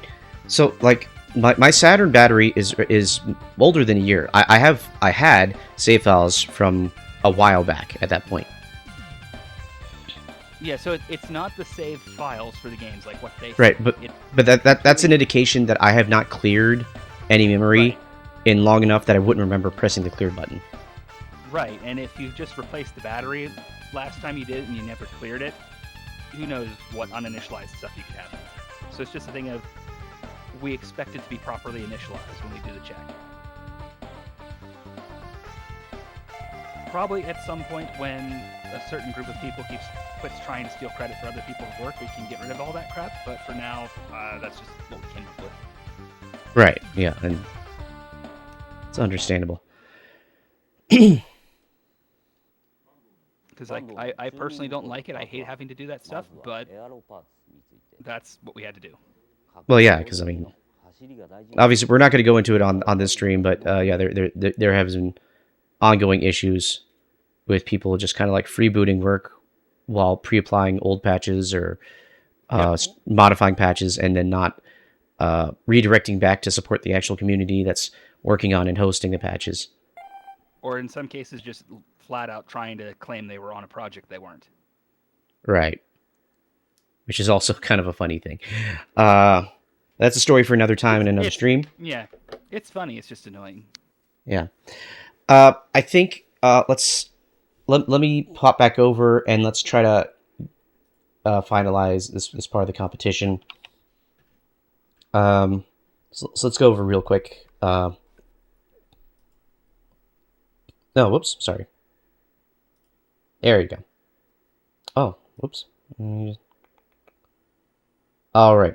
So we had 6 judges submit scores for all 3 categories.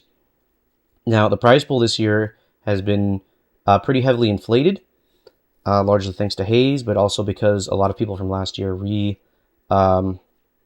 redeposited their prize money back into the prize pool to pay it forward for the next year. Also, I have not... enough people from last year did not want their physical prizes that I had not bothered to ship them out yet. So the estimated shipping cost also got basically enough people put back into the competition that what we have this year is a very, very large prize pool, $1,300. Let me turn the music back on real quick so I have something to listen to.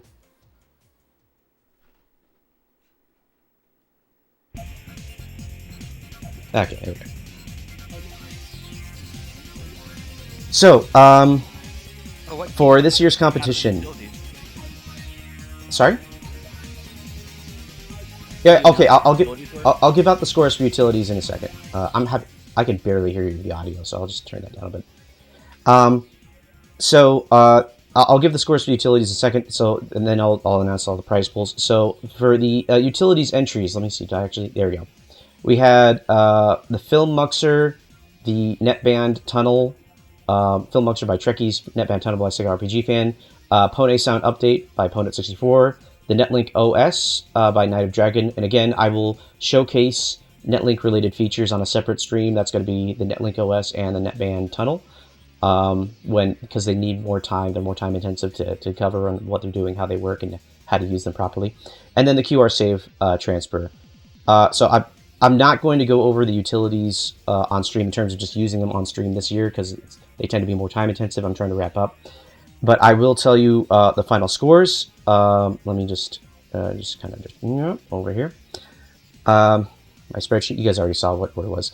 So 5th place is a QR save transfer with 24 points by Airvulsoft. 4th place with 23 points is the Pony Sound Update. 3rd place with 21 points is the Film Muxer by Trekkies. 2nd place with 14 points is the Netband Tunnel by RPG Fan. And 1st place with 8 points is Netlink OS by Night of Dragon. So, with that said, we'll go through and we'll see what the prize pool looks like, who won what. So, the top 8 entries of the original games category will be receiving prize money and their choice of a 3D printed prize, courtesy of Millennium Chain's printing service. Link in the competition page on my website. That's it, guys, 3D printing. So 8th place was, let me see, Disasteroids by Slinga, who will be receiving a $39 prize and a 3D print.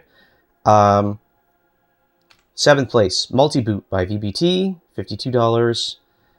6th place, The Case of the City of Otukaiba by Sansiglio. That's $78. Are we at 5th place? Sorry, 6th place. $65. The 5th place is the Chip 8 emulator by Ervilsoft, $78 prize. 4th place is Sky Blaster by Raimi, $91 prize. 3rd place is Sonic Extreme by Voxel, $104 prize. 2nd place, Iriel by XL2 and Company, $130 prize. And then a first prize goes to Bridget Bridgeship by Fran Matsusaka, winning $195, the largest prize pool in the competition. The hacks, patches, and translations, the top 5 entrants are getting prizes. So in 5th place is Lunar 2 by Mr. Conan for $26. The Sakura Wars 2 project submitted by Trekkies, so the Sakura Wars 2 team will be getting $39. 3rd place, the Stellar Assault translation demo disc submitted by Shadow Mask, $52. 2nd place, Gun Griffin 2 translation by the Southern Saga Gentleman, $91. And then top prize in hacks, patches, and translations went to Drift King 97, submitted by Malenko for $156.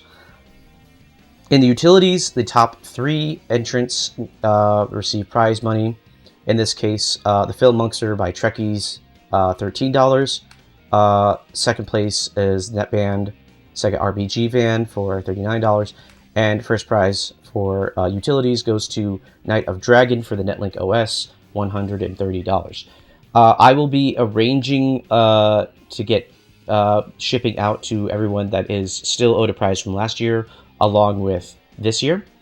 You will be getting, I'm not going to mail you $200 in the mail, so I'm just going to direct deposit in some fashion, either through Zelle or Venmo or what have you.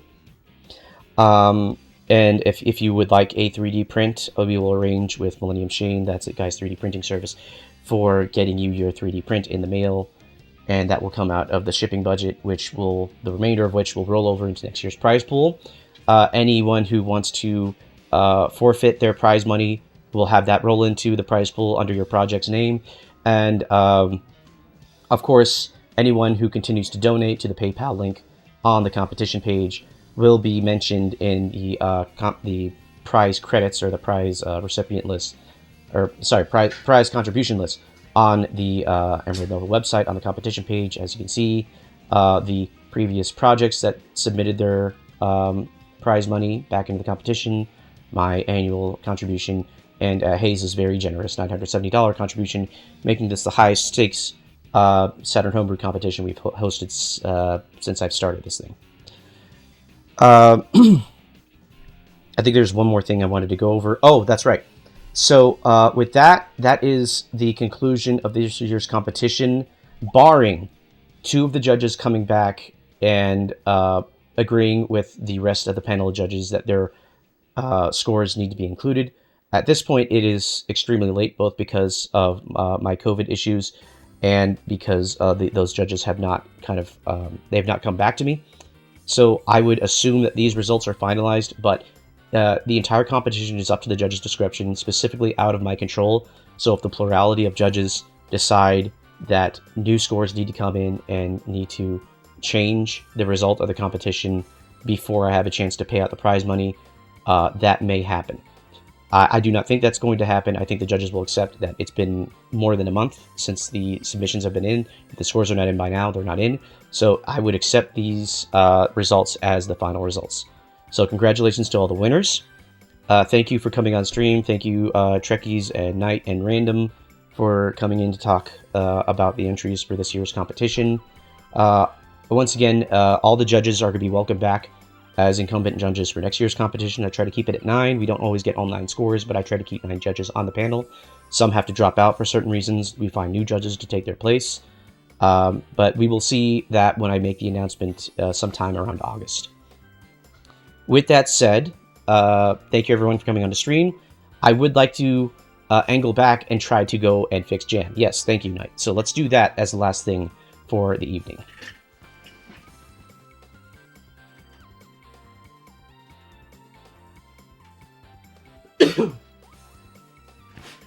And as always, if you'd like to donate to the competition prize pool, you can do so with the PayPal link on my website, and all that money goes directly to the prize pool. If you wanted to donate to Emerald Jr., become his unofficial uncle, I welcome that as well.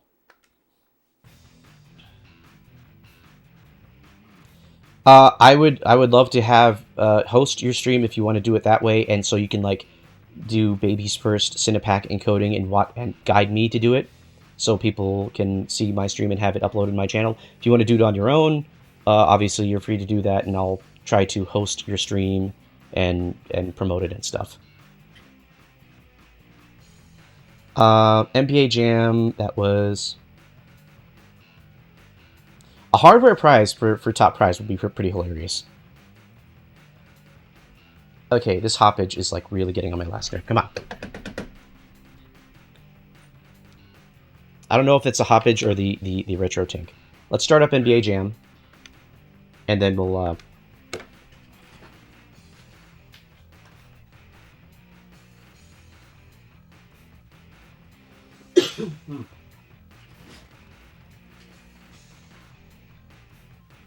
So the competition is at a budget at that point where it kind of makes sense almost to do that.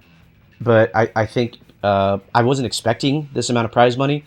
And also, most people will prefer to get cash rather than Saturn hardware, but who knows? Generally, when someone's donating hardware, it's because they're helping to promote. So like with Millennium Shane's 3D printing service, it's partially a promotion for his 3D printing service. If people want to use that service for something besides the Saturn prize, they can do that.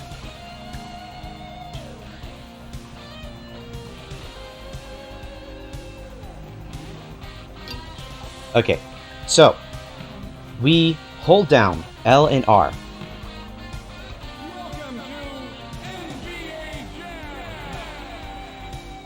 And then S and C, January 1st. Secret player. There we go. We got it.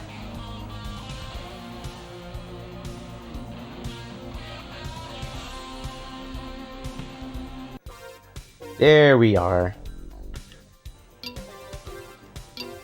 Who do I want to play with? I don't know any of these guys. Go to Johnson.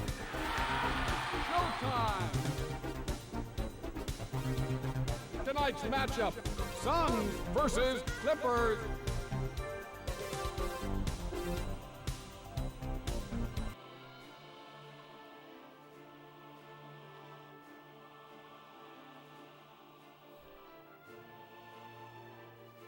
Oh, one more thing is that I would like to make a t-shirt for these entries. So if you are a... Oh, geez, I don't know how to play this game at all. If you are a winner of this year's competition, I would like to contact you about potentially... Oh, boy. I suck at NBA Jam. I would like to contact you about getting the game that you entered for this year's competition, if it ranked, to get on a t-shirt for an anniversary style t-shirt. I'd like to try and start doing that every year for every competition. So, I don't understand how to play this game.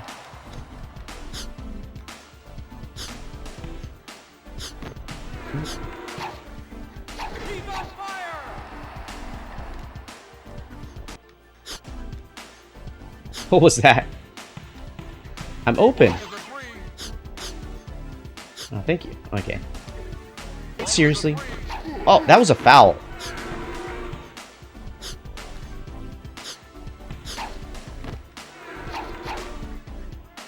Grab the rebound.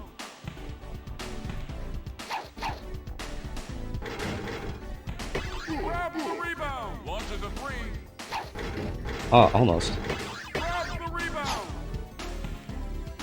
Jeez, how are these guys just like dunking on me? Literally dunking on me.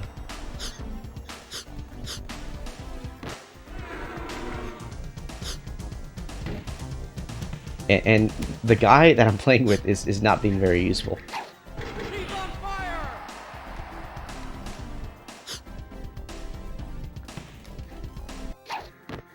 Really? Come on.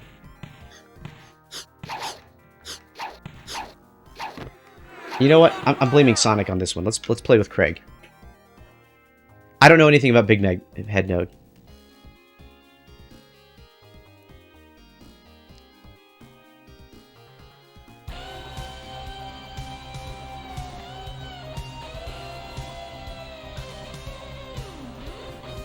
Oh, I kept the music on. Whoops.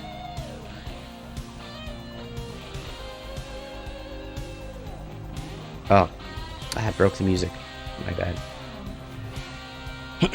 Okay, let's try to get Craig's Stadler up.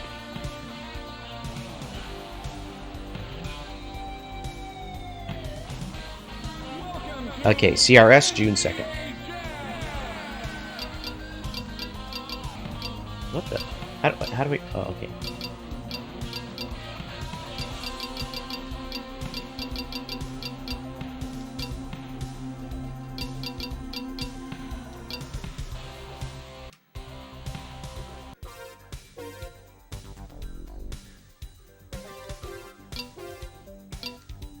Yeah, I don't trust Johnson anymore. Tonight's matchup, Suns versus Nuggets.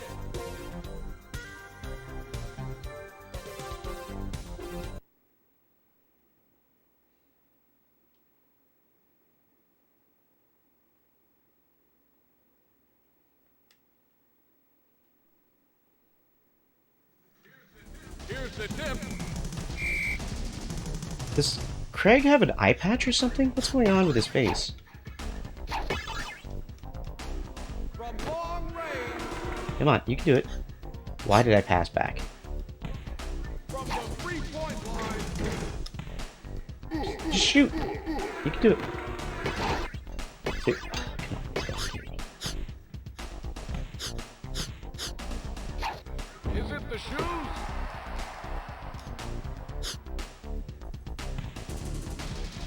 Ah. That's a foul.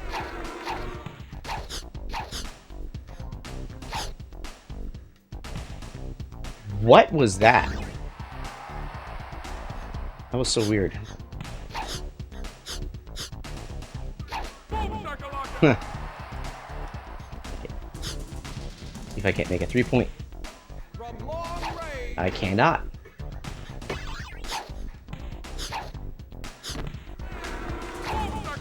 Jeez. Yeah, this is going well. There we go. Swoosh. Yeah, I'm learning NBA Jam.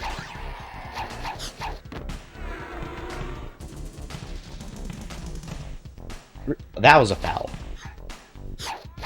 Wide open.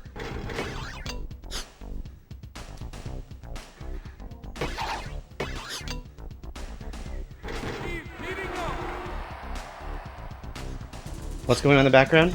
Sega Lord X. Oh, there we go. Oh, I didn't even notice that.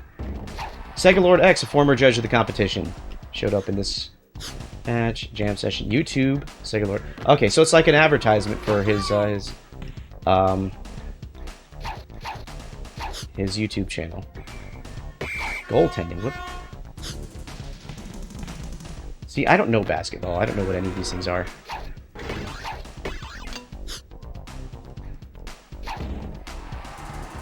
Pass it, pass it, pass it. Come on.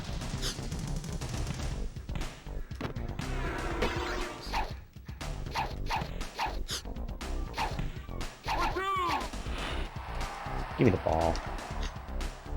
Behind by half.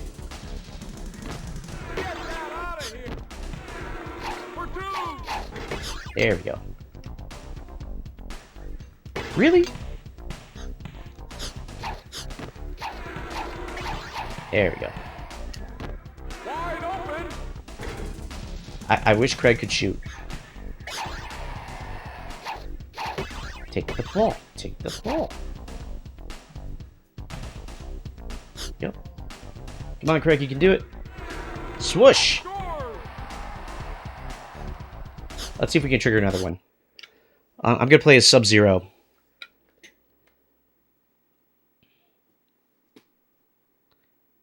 Sega Lord X. He's a YouTuber, former judge of the competition.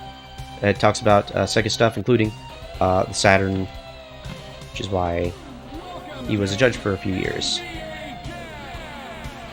Okay, holding LNR. Sub-Zero is sub. Implying the existence of Dom Zero. December 5th. There we go, got him.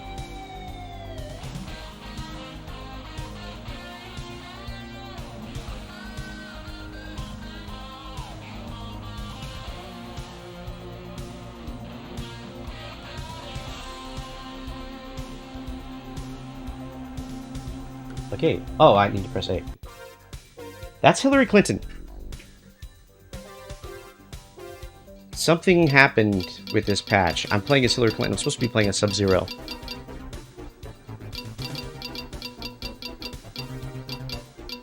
Okay, let's...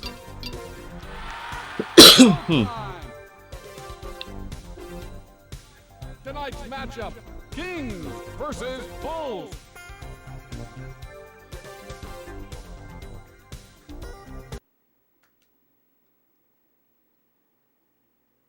No, but the patch note says that Hillary Clinton was originally in the game, but the patch note says... Oh, wait, is Sub-Zero actually going to show up? Oh! Crap, okay. I thought I screwed up. So, Sega Lord X back on the advertising table, but on the other side. Let's see. I mean, we know what's up, right? Like, I'm playing a Sub-Zero. There he is. There's his mask. I'm going to call that a win. Let's try Reptile or Scorpion. Let's try Scorpion. People like Scorpion.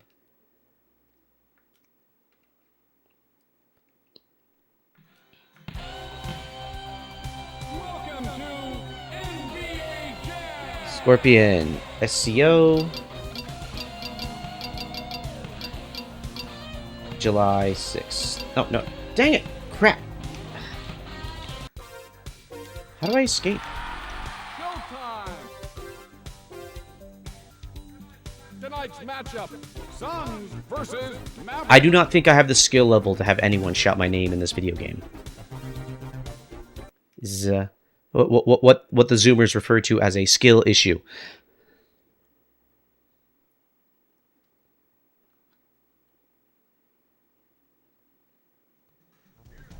There we go. Shiro Media Group being advertised, along with Midway, who actually made the game.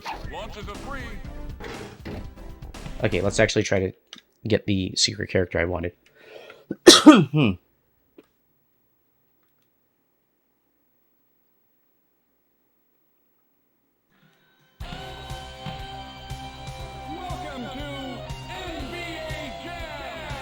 Okay.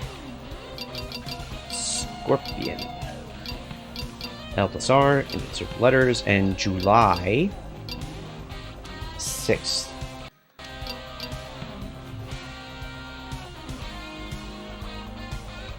Power? What power? What are you talking about? Scorpion.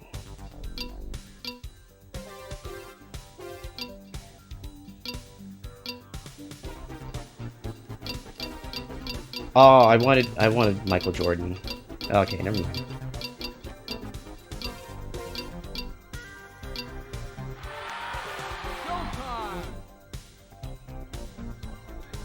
Tonight's matchup, Bulls versus the Heat.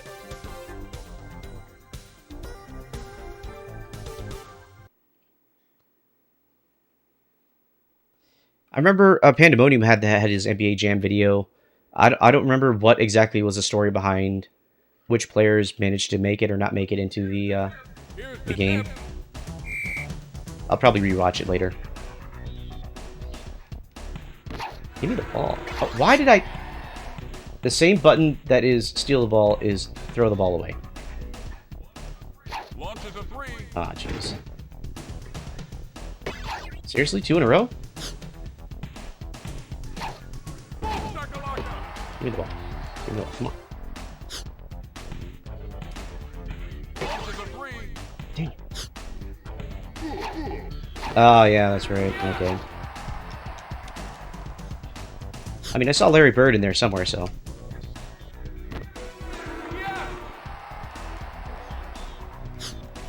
Okay. Let's hit up Reptile, and I think that's gonna be it for the night.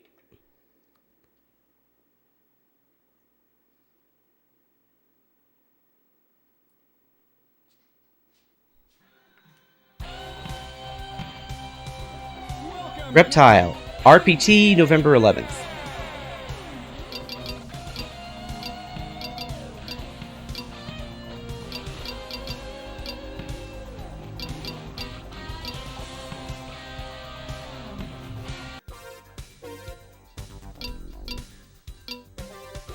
Rookies. Dumas. Okay. It's an unfortunate name.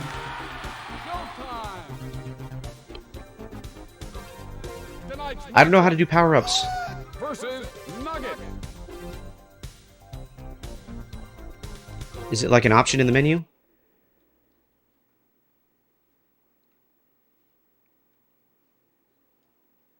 Crap. Okay, well...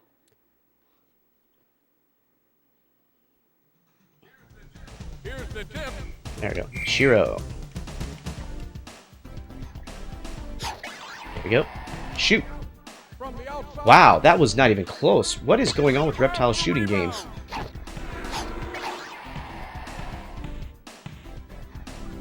Okay, at least Dumas can dunk. Okay, Reptile, just make it. Please, just... Okay, there we go. I'm actually doing well. Okay, let's do the power-ups, and with Sonic, and maybe we'll get, like, rings or shields or invincibility stars or something. I don't know.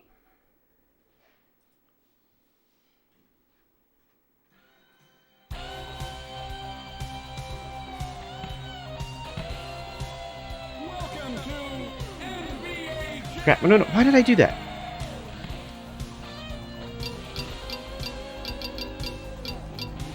How do I get...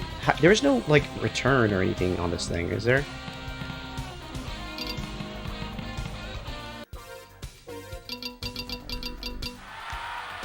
Okay. Tonight's matchup, Suns versus Mavericks.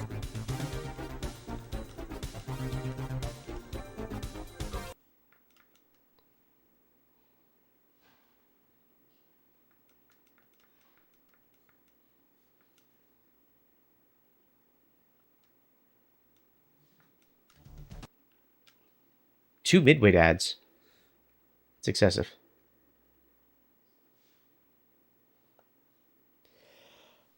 Okay.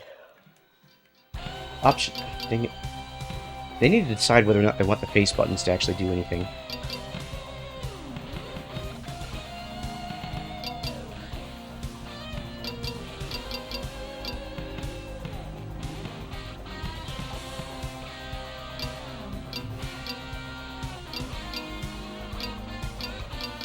There we go. Okay. I turned on anything. Everything and anything.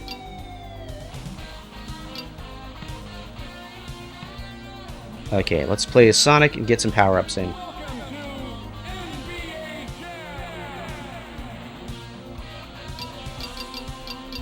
SNC. Dang it! How did I screw that up? You gotta be kidding me. Ah, whatever.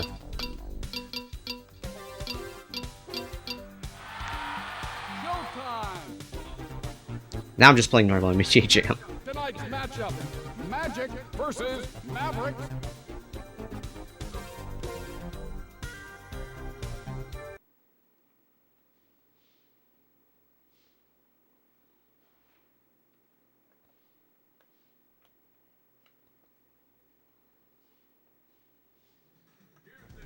Here's the tip.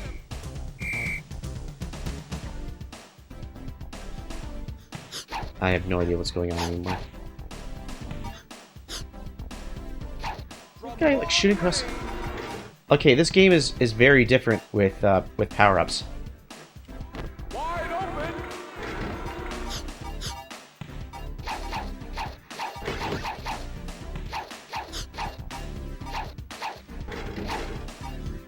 Dang it. Okay, I want to get to the shot area. 4 points. Didn't make it. Where am I? Wow, this game is much faster with the power-ups on. What's going on? What? From long range.